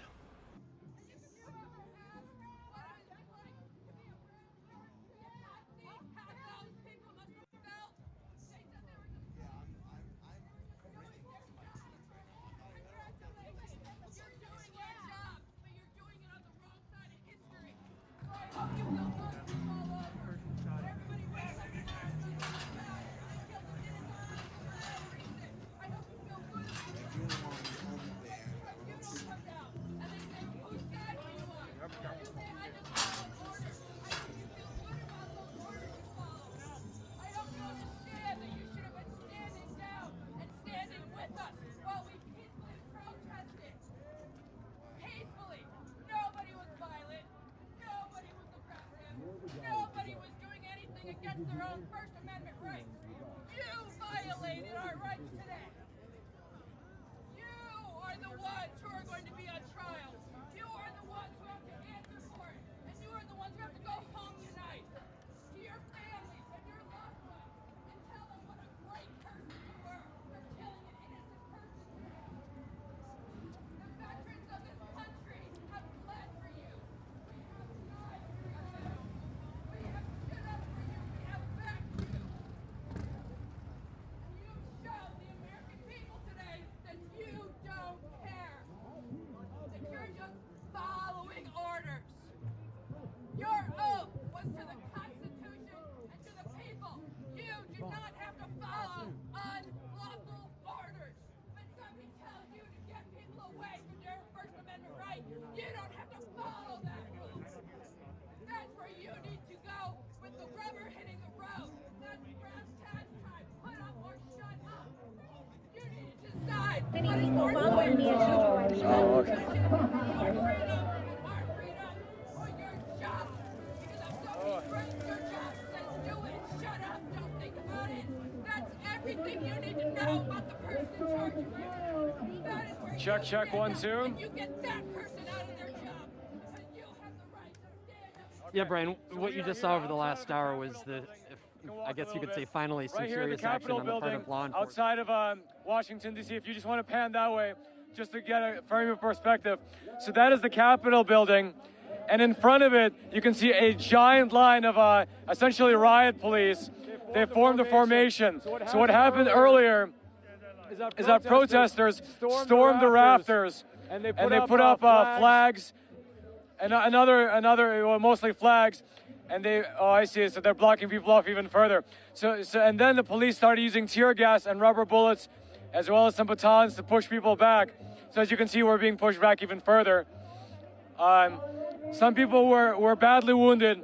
I heard reports, although unconfirmed, that one young girl died. Thank you, sir. So let's go talk to some people, get some first-hand accounts. By the way, the air is slightly filled with a tinge of tear gas. It's past now, but it was fired before. Sorry, would you mind if I ask you a question? No problem. Miss, can I ask you a question? Yeah, hold on, let me just fix my... I was just drinking soda pop and it got all over my face. I was just drinking soda pop, sorry. Okay. So were you here earlier, or did you just get here? No, I arrived yesterday evening from Chicagoland area, and I was just telling my Facebook friends how unjust this all is. It's horrible. Yeah. We spend our time, our energy, our money. We bring our families. All we want to do is support this nation and even its economy, and we're treated like trash. I heard that over and over by some people. They're saying, why do we get treated? We look past that, but we have to realize that to a certain point, they didn't want us to come. They wanted to shut the hotels down. Restaurants are shut down. You can't even eat. Uber people have not picked me up when I've came here for the first rally. And even yesterday, they cancel. They'll cancel you. They see you, oh, you're a Trumpster. No, what is wrong with that? Yeah. You know what I mean? It's not fair. Do you think after people stormed the Capitol, do you think the police response was too much, or was it the right amount? I don't know exactly what happened. I've heard that a young lady, 16-year-old, was shot and that she's perished. I heard another gentleman who had a heart attack died at the steps, and then possibly somebody else got hurt with a bullet and might have perished. I don't know of the last one, but the first two, I guess, are validated. I don't know. I heard that people were upset. They said, you know what, we come here all the time. We come to support our president and our country in the national election. We just want justice. But when we come here, they think that we do nothing. They say, oh, they just come here. The Trumpsters make noise and then they leave and they do nothing. Well, this time they want to come. They wanted to come into our house because we support it. We fund it. Yet we're not allowed to go in there. So they took it upon themselves to go in there. I met the first two guys that broke in there, supposedly. One still had red marks in his face. The other one had cuts in his forehead. They went in there, yeah, they broke in, but they thought, we're going to prove a point, that we are Americans. We're tired of not saying it, of being quiet and letting the government take care of things, not saying anything. We're tired of it. And we're going to have a voice, and we're going to go in there. I don't care who it makes uncomfortable. Nancy Pelosi, who's in the bunker, Vice President Pence, he needs to do the right thing. So people took it upon themselves. I think it's going to be a new movement, and we're tired. We're all tired. Thank you. Thank you. So there you have it. Let's go speak with some more people who are maybe more on the front lines. I want to get a bit more. I want to bring you a bit more of the kind of the front line stories. So let's go take a look. Let's go take a look at some of the people who are at the front lines. Hey there. Sorry. Hey there. Hey there. Thank you. Hey, were you here earlier? Were you here the whole time? Oh, Epoch Times. Hey there. Yo, I love Epoch Times. Thank you, sir. Were you here the whole time? I came in late. I came in about 1 o'clock-ish. My ride bailed on me, so I had to be here today because this is a big day. I came in. I don't know. I came in when after Trump gave his speech. So I don't know. I met a bunch of people. We're kind of in this community. If people are familiar with it, today was a success. We got done what we needed to get done, which was not get that vote certified. And tomorrow we're going to do exactly the same thing. We're all going to be here. We're violating the curfew right now. Nothing bad is happening to us. Everybody who's watching this right now, get down to D.C. We need you. We need the manpower. Leave Grandma behind. Unfortunately, this isn't a job for Grandma. It's a job for you. Get down here and let's do it. So, by the way, just to clarify what he's saying, it's right now 6:01. And earlier today, the mayor of D.C. set a curfew for Washington, D.C. for 6 p.m. So this is actually after curfew now. Now, were you here earlier when the people stormed the Capitol? I've been here all day. Can you describe what that was like? Well, I wasn't during the actual storming where they were breaking into the place and going into the offices. I never made it into the Capitol personally. Unfortunately, I wish I had. But the objective was disrupt the session, and we will continue disrupting the session as long as we need to. That is the bottom line of this whole thing, and that is what's going to keep on happening. Do you think after people breached the Capitol walls, do you think it was an appropriate response that the police took, or was it excessive? I mean, they're just doing their jobs, but we got tear gassed. Some of us got beat, not me, but some of us got whiplashed by the batons. Some of us got the old shield to the face, you know. It is what it is. We saw some of what he was describing, by the way. I'm sorry? I was just saying we saw some of what you were describing, people getting hit. Oh, yeah, you've got footage of it, I'm sure. Yeah, sure. No, they're in riot gear, but as you know, we're all civilians, we're unarmed. Nothing bad is going on here. We're just people, we're Americans just like them. The DJ over there is playing Bob Marley. He was playing John Lennon 5 minutes ago. Nothing bad is going to happen here, and that's what's most important. The only thing that's going to happen here is something good. Democracy will be upheld, and this election will be restored.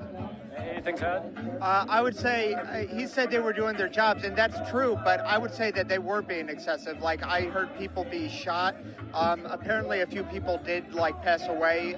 Those are just rumors right now, but we can't really get the news because apparently they're using signal jammers to jam our internet. So we're trying to get that as it comes in. Now, while more people have dispersed, we have been able to get better internet connections. So we're getting, as word gets in, we'll find out. But they have been using bullets. When we were going out, they were using tear gas. So apparently one woman was feigning, and I saw this. She either was feigning or having a seizure. They were still storming. I had to haul ass and get out of there. But while they were running, fortunately a bunch of people lifted her up and were running with her. But they would have stampeded that woman, the cops over there, if they people hadn't have picked her up. Let us be clear. The police, the Metropolitan Police, are not our friends. This back the blue stuff is nonsense. Metropolitan Police are not our friends. They are our enemies. They are assisting Antifa and communists and the deep state. Do not trust them. Township police can be fine, but Metropolitan City Police, they are not our friends. They are our enemies. And that's what I want to make clear to your viewers. Thank you very much. Yeah, no problem. Thank you. So let's go and speak with some people who are actually inside of the Capitol. I want to get their direct voice. Sure. I think that the cops out there, they need to make a choice. They need to decide if they're a patriot or a traitor, because Because if they fight against the American people on the war that we're fighting against the CCP and against our own government, they are traitors. If they're arresting people for unlawful laws and peaceful assemblies, that's a traitor and they're committing treason. Just for clarification, the CCP stands for the Chinese Communist Party. That's right. They're our enemy. So a question, when people were breaching the Capitol and they got entrance, do you think the police's response was appropriate, excessive, or how do you think they should have reacted? From what I hear, and I was right there on the steps next to the broken window, I think they were being excessive, and rumor has it, I don't know, people got hurt. And I don't think, yeah, they shot a girl in the neck. I don't know if that's true. Yeah, I saw the bullet wounds or the bullet on the doors, and I think that's extremely excessive. And I think that everybody who showed up today here is an American patriot, and I call for the rest of you all to start fighting against the CCP and against our own treasonous government if they're behaving that way. Thank you very much. Thank you. Thank you. And I love the Epic Times. Thanks. Let's go chat with some more people. Hey there. And as we're walking, if you want to take a look here, just for kind of a scale. So that's the Capitol right there, and the protesters had actually there was some rafters here. So follow me a little bit, so we can get. I just want to show the viewers a little bit of depth to what happened. So right there is the rafters where they had breached. I hope you can see it. It's a little bit dark. And so since then, over the course of 30 minutes, the police pushed back, and now they're basically right here. See, they set up these barricades, and the police have pushed everybody now on the street, and now it's beyond curfew, so let's see what happens. Now let's go walk around a bit more and talk to some people who are actually on the front lines. Excuse me. Oh, are you a reporter? Okay. Let's go talk to some people. Hey there. Sorry, sir. Were you on the front line there? Yes. Would you mind if I ask you some questions? No problem. So, were you there when the Capitol building was breached? I was not there. We were actually at the bottom of the Capitol building when we understand it breached. We didn't see it happen. Okay. But you were there when it happened? Yes, we were on the bottom of the Capitol when it happened. Okay. What was that environment like? We were hearing from people yelling down, "Hey, they're in. There's some in." And most of the people we were around just started singing the national anthem and stuff like that. It didn't seem to be any problem. The cops stood up there for probably an hour without being aggressive at all. And I thought, we're just going to occupy for a while. Next thing we know, they're starting to shoot tear gas at people. And then they got very aggressive, started shooting tear gas, flash grenades. People were getting hit with flash grenades. They started hitting people with batons. It was wild. I think it's very important to note that the police officers several times said that they just wanted individuals to move below the door. And then it was below the steps. And then once it was below the steps, it's a second set of steps. So they continue to try and compromise, if you will. But just their promises unfortunately were not met. Do you think once people breached the Capitol and the police, they had to do something in theory, do you think their actions were excessive, about right, or what would you suggest they have done? They were excessive. Once they had it under control, they could have just let things smooth out. They didn't want to do that at all. You could tell the aggressiveness of these officers and the fact, some of them looked like they were enjoying it. Unfortunately. Yeah, very excessive. There was no need to throw flashbangs. There was no need to tear gas. This is the people's house. There's no reason why we can't be at this building. It's absolutely absurd. So what would you tell people who are at home, and let's say if they're following the media narrative, they say like this protest that was here today is let's say a challenge to democracy. What would you tell those people? I would say you don't see any buildings burning. You don't see any officers injured. So we'll use their narrative. Today was mostly peaceful. Yeah, exactly. No, I agree with him. Today was very peaceful. No one came here with the intentions of being violent. I would argue that patriots weren't violent. The cops definitely, were the aggressors in this situation and provoked patriots. And like I said, very excessive, uncalled for, unwarranted. Thank you, guys. Thank you so much. Let's go talk to some more people. So by the way, today's a pretty chilly day, so people brave the cold. For me, myself, the cold kept getting in, and after about 13 hours, it's kind of like in my bones, but anyway, no complaints. So let's talk to some more people here. Let's see. Excuse me, sir. Were you here earlier when the Capitol was breached? Oh yeah, I was up there. Oh yeah? And they started shooting us and gassing us. Wow. Yeah. Your eyes look tearing up. Oh yeah, they got me in one end in the mouth, but with the tear gas? With the tear gas, and then they were flashbanging us, and the shrapnel shoots everywhere, so it was hitting people all over. Wow. And we were telling them we couldn't move, but they were just shoving us on the stairs because everyone was on stairs to get up top. Yeah. Can you describe why did you decide to go up to the Capitol rafters? We're the American people and we own it, and we're not here to destroy, we're just here to make a statement that we're not going to be pushovers and let the government steal an election from us. So the media will likely spin it as like, you know, something like an attempt to breach the Capitol or something like that. What would you tell them? They'll say that we're white nationalists and that we're out here trying to destroy stuff, but we're out here peacefully. I haven't seen anyone destroy stuff or tear anything up.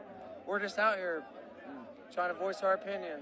And do you think the police's actions after people breached the Capitol, were they excessive? Were they about right, or what would you have suggested? Very excessive. I get I get police are doing their jobs, but there's got to be a point where they got to stand up for what's right for the American people. So it looks like the police are now pushing us back. If you want to turn around here, so the police here behind us are now pushing people further back. Good to see you in person, man. I love you. Yeah, for sure. So we're still live here. Go ahead. Sorry, bud. Yeah. Thanks, man. Yeah, no problem. So the police are pushing us further back, it looks like. Maybe further, there's kind of a road and then another sidewalk. So it looks like people are being pushed further back to that second sidewalk. So let's head back.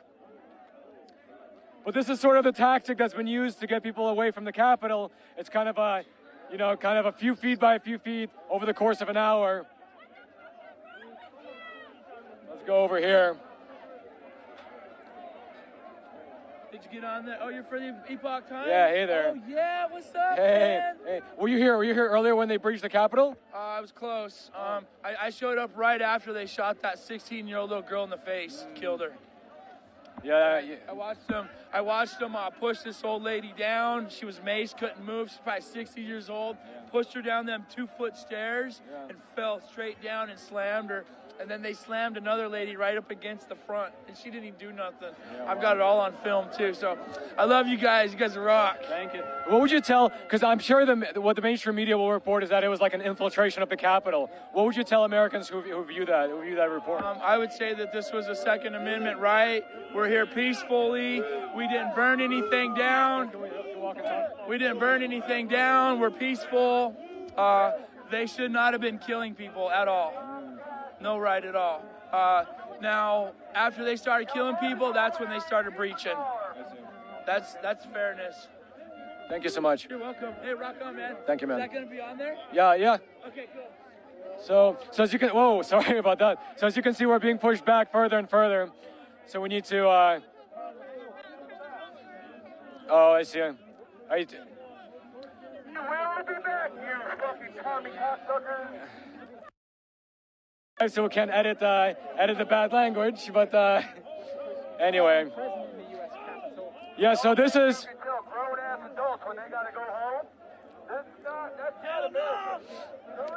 So I'll tell you this. Over the last year,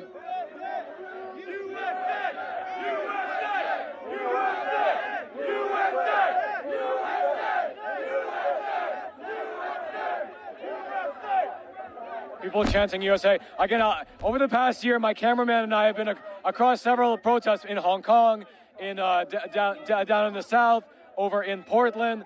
But this is special. I mean, this is the U.S. Capitol, and to see a protest like this in front of the capital of basically America, basically the free world, is a totally different feeling. Let's chat with a few more people. Would you mind if I ask you a few questions? Were you there earlier when the Capitol was breached? I was, yes. Can you describe it a little bit? It was just a crazy scene like you've never seen in America. The police officers were throwing tear gas at us. From what I understand, they shot and killed somebody. It was really scary. I was actually up the stairs and I got tear gas, and a lot of people were stampeding down and falling on top of each other. So it was really scary. It's just like we didn't think that the cops, I don't know, these officers don't seem to be very friendly. They just knocked some guy down, so. What were you guys trying to achieve by going up there? The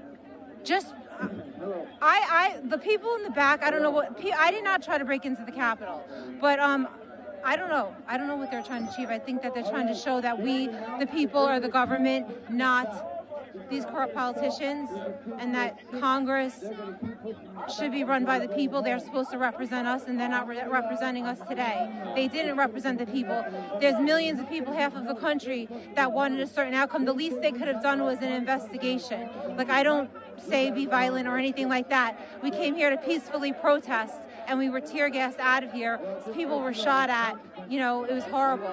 We were peacefully protesting because half of the country wants an investigation and they feel that the politicians are traitors. Mike Pence is a traitor. That's what I'm hearing today. So, you know, it's sad. Yeah. What would you tell, because the mainstream media will probably spin it in a certain way, right? Everything here, they'll be like, oh, this is a challenge to democracy, things like that. What would you tell the people who are watching those reports? It's not a challenge to democracy. We all love this country. Obviously, that's why we're here right now, peacefully protesting.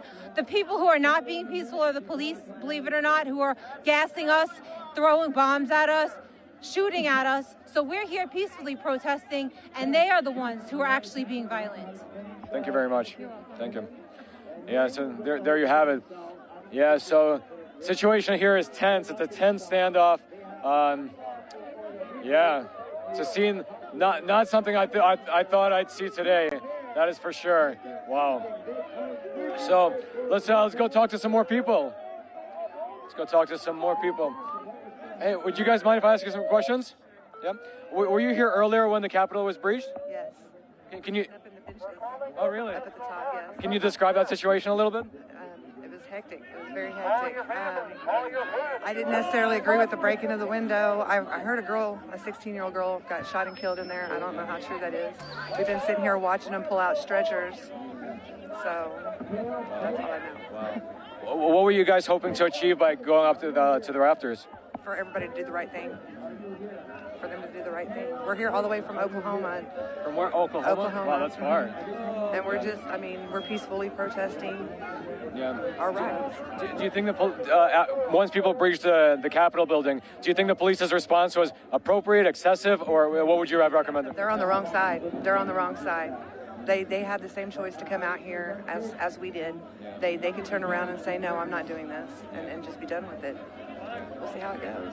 And last question. So the mainstream media will probably try to spin it in a certain way, like the people, even the whole protest came out here to like challenge democracy and things like that. What would you tell people who are watching those reports? Look further. They don't trust anything. Question everything. Look, the answers are out there.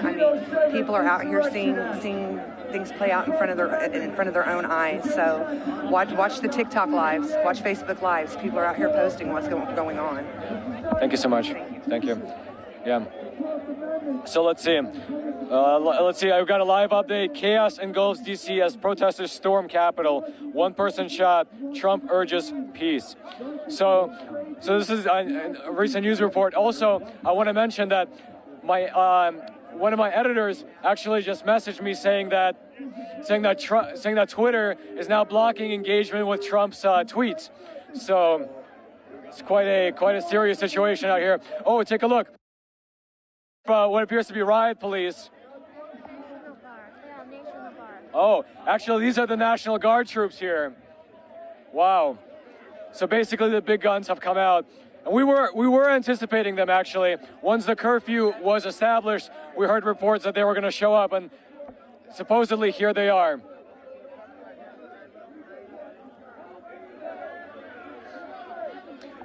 If you want to come a little closer, we can take a look at the front line. Call it correctly. Call it correctly. As you see it. Yeah. Hey there. So it looks like they're starting to push back, so we'll have to start walking. So the National Guard troops are now pushing the protesters back up the street. Wow. Now this is something we did not anticipate upon getting here and seeing the protest in the beginning of the day. Wow. Wow.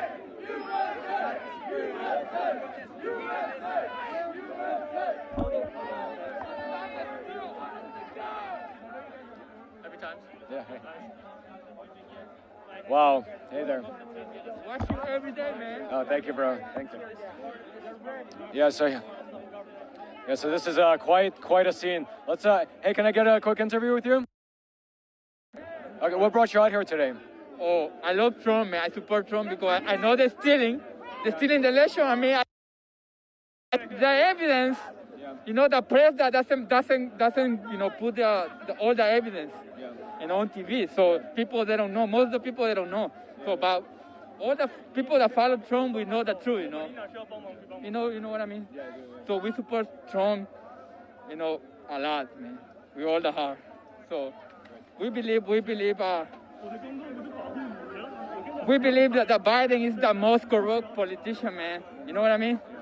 All the government, everything, all the deep state support Biden. So, you know what I mean? They are behind him. So they're trying to take Trump from out of the way, so they can. So we have to keep moving a little bit back and back. As we're interviewing, you see the line of police are moving this way. Yeah. So what do you think of the police response? Do you think it's appropriate? I don't think so, man. There's a peace. Nobody's doing nothing wrong, you know what I mean? Everybody's peaceful. So I don't know why they're doing this. You know what I mean? Yeah. So they're pushing people with no reason. Yeah. All right, thank you. Wow. Was arrested today. Oh yeah, where'd you hear that from? A lot of people. It's just kind of like leaked out. So when you hear a leak, yeah. Okay. We'll look into it. Yeah. What do you think of the police response? Is it appropriate? Totally. And I said to them, they're coming for you. I said, you work for the city council.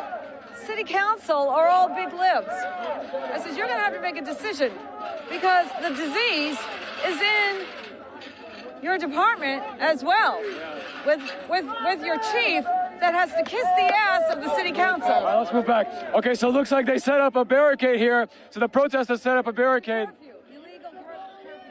So they set up a barricade to kind of, I guess, to attempt to trap the National Guard in. Let's see what happens here. Thank you, miss. Yeah, this is quite an interesting situation that we have here. Sir, can I ask you a quick question? What do you think of the police response? Is it appropriate? I'm completely crushed. I'm a 13th generation American. I'm completely crushed. Wow. These people work for us. Yeah. They're guarding a house full of crooks. Yeah. Once the protesters kind of breached the Capitol, what do you think would have been? I was there. Yeah. Can you describe that situation? No, I was at the base of it. I was flash bombs and rubber bullets, pepper spray. Did you get hit by any bullets? No. That's good. Ooh. Yeah, so we just keep having to be pushed back here. Now again, the mayor of DC issued a curfew earlier today for about 6 p.m.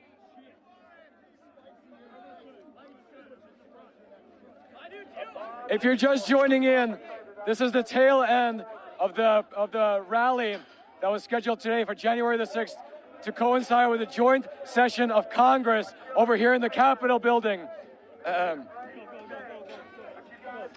In front of us here is the National Guard troops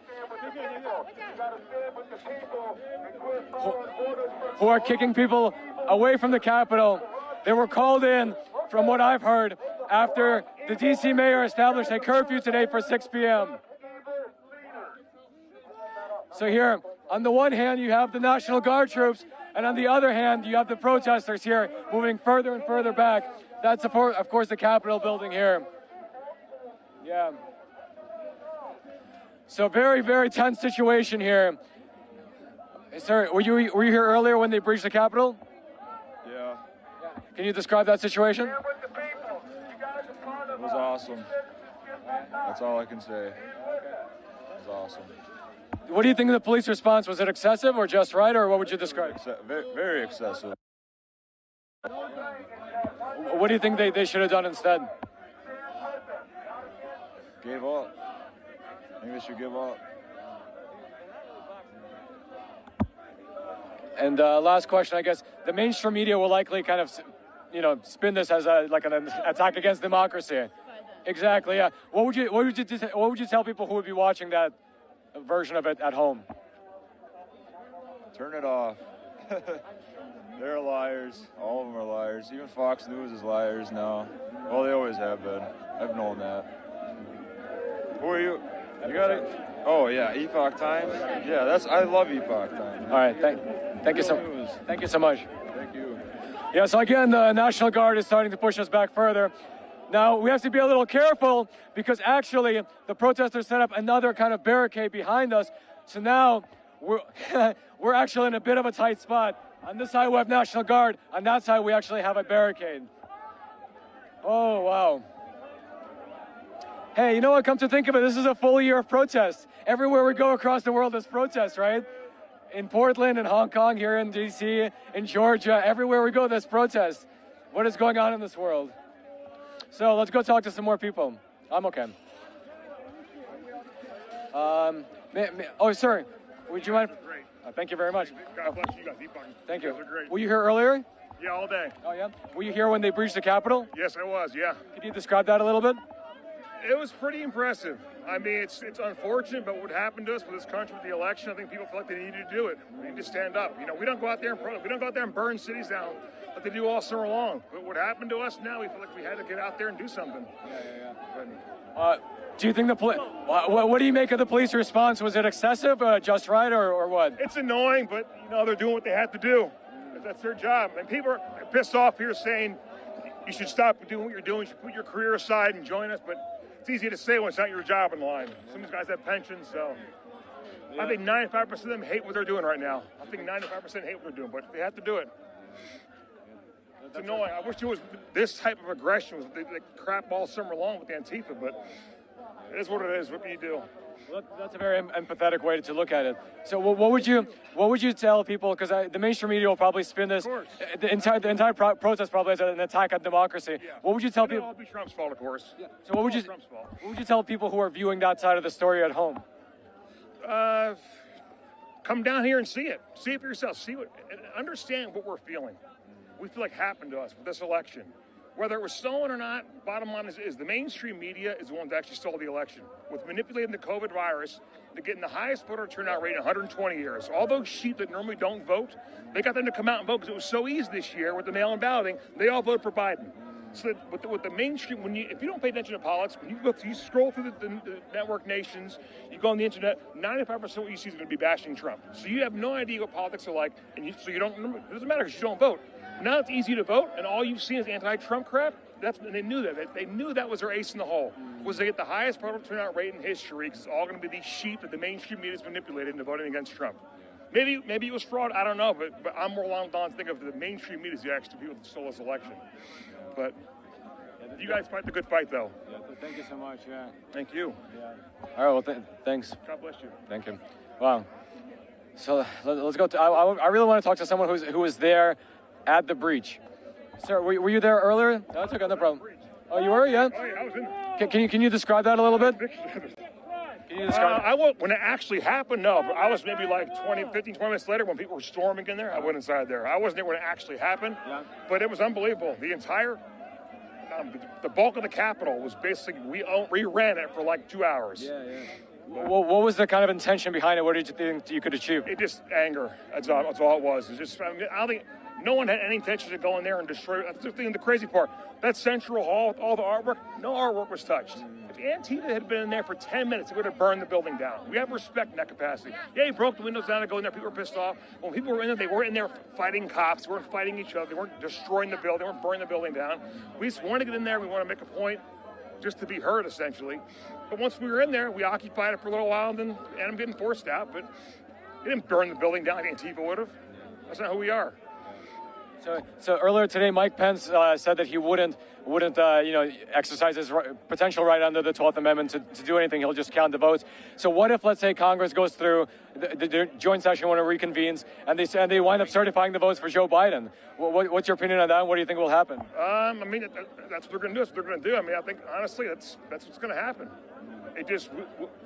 The way this election was rigged with the COVID virus, how media manipulated it, Trump never in a million years would have lost the 2016 rules. That's what pisses people off, is this election was stolen by a rigged system, not by voter fraud, which I'm sure there was probably a lot of that. It's they fixed this election to have it where those mainstream media manipulated sheep who normally didn't vote, they voted this year, in droves this year. That's why Trump lost. How do you have a pandemic, you have the highest turnout in 120 years? Do the opposite of that. They manipulated, they knew it. To me, the media is the ultimate enemy of the people. When Trump says that, the fake news media. But the fake news mainstream, they are the ultimate enemy of the people because politicians are always going to be corrupt. They're always going to be, that's who they are. The media is supposed to be the ones that actually advocate for us, are the ones who get to call the balls and strikes. That's gone now. That's completely gone. And they're essentially in the Democrats' pockets now. That's the worst part of all of these, the media. Well, in theory, that's okay because other media can spring up. For instance, like the Epoch Times or other media. The problem is you guys are you're suppressed. There's a handful of you. That's it. It's a big tech censorship because that works together with the legacy media. Exactly. Yeah. And big tech is now becoming another new player as far as the censorship goes. And with internet searches and whatnot, and censoring Trump on Twitter and flagging every YouTube video about the election or Twitter post about it, it's all kind of coming together with the Democrats between the media, big tech. The Democrats, where they're manipulating everything now, this was the kind of came full circle. So what's the answer to all of it? Honestly, I think as simple as it is, it has to be the mail-in balloting. That has to be the number one issue of our lifetimes right now is mail-in balloting. Because if they make mail-in balloting, every Democrat in America is going to push them into the new norm. They're going to try and find every reason to say, oh, it worked out great with the highest voter turnout because they know they get the brainwashed sheep to come out and vote for them. But in the past, they couldn't do it. Well, mail-in balloting is the key. If mail-in balloting becomes a new norm, I think the country's done. If we can get it back to the 2016 method, how it used to be then, and Trump runs again, I think we can win. But if it's mail-in balloting moving forward, which the Dems are going to push for, I think the country's screwed. History, because of the control of the media. That narrative, people that don't pay attention to politics, you're not going to vote because you don't care. You don't walk all the way down to the voting booth on election day. You're too lazy to do. You don't care. Well, see, when the 20s don't even vote. But when you get to have a mail-in ballot just sent to your house, it's so easy to vote. People who don't pay attention to politics and therefore shouldn't vote. Everyone talks about, oh, you need to have huge voter turnout. Vote. No, bullshit. BS. Excuse my language. No, if you pay attention and are educated, then you should vote. If you don't, you shouldn't vote. And they get people who have no business voting or voting. The reason they have no business voting is because you don't pay attention. You're oblivious to the fact that everywhere you go and see on the news and TV stations and the internet is all anti-Trump bias, and you're unable to understand that, then you're going to be affected by it. So therefore, of course, you're going to go, then you're going to vote against Trump. But if you don't know what you're talking about, you shouldn't be voting. That's a problem. Democrats know that. And that's what mail-in balloting is. Mail-in balloting is you don't care about politics enough to actually go down and vote in person. It's so easy for me to vote. Mail-in balloting is a solution for those kind of people. And that's what, if they can make it mail-in balloting moving forward, I'm going to have a prayer. Wow. So you're suggesting that if there's widespread, continuous mail-in balloting like this, basically the media will control the winner almost absolutely. Yeah, it's not, again, because of fraud. I'm sure fraud's a big part, maybe, but it's just about the fact that people that are brainwashed. So honestly, my honest opinion, I think Biden probably honestly did get more votes than Trump. He probably did win. Just because the people that shouldn't be voting, the sheep, came out and voted in droves. It was 155 million people voted. 168% voter turnout, highest in 120 years. No, the extra 10, 15% that voted shouldn't be voting because they're brainwashed. That's a problem. As long as the media has the control they do, the mail-in balloting is going to be our downfall. Thank you so much. God bless you. Oh, thank you. What you do. Thank you, sir. All right, so hey, why don't we actually go a little closer now? So they seem to have stopped kind of pushing the line. So why don't we go in and kind of see the front line a little bit? Let's see, my producer wants to chat a little.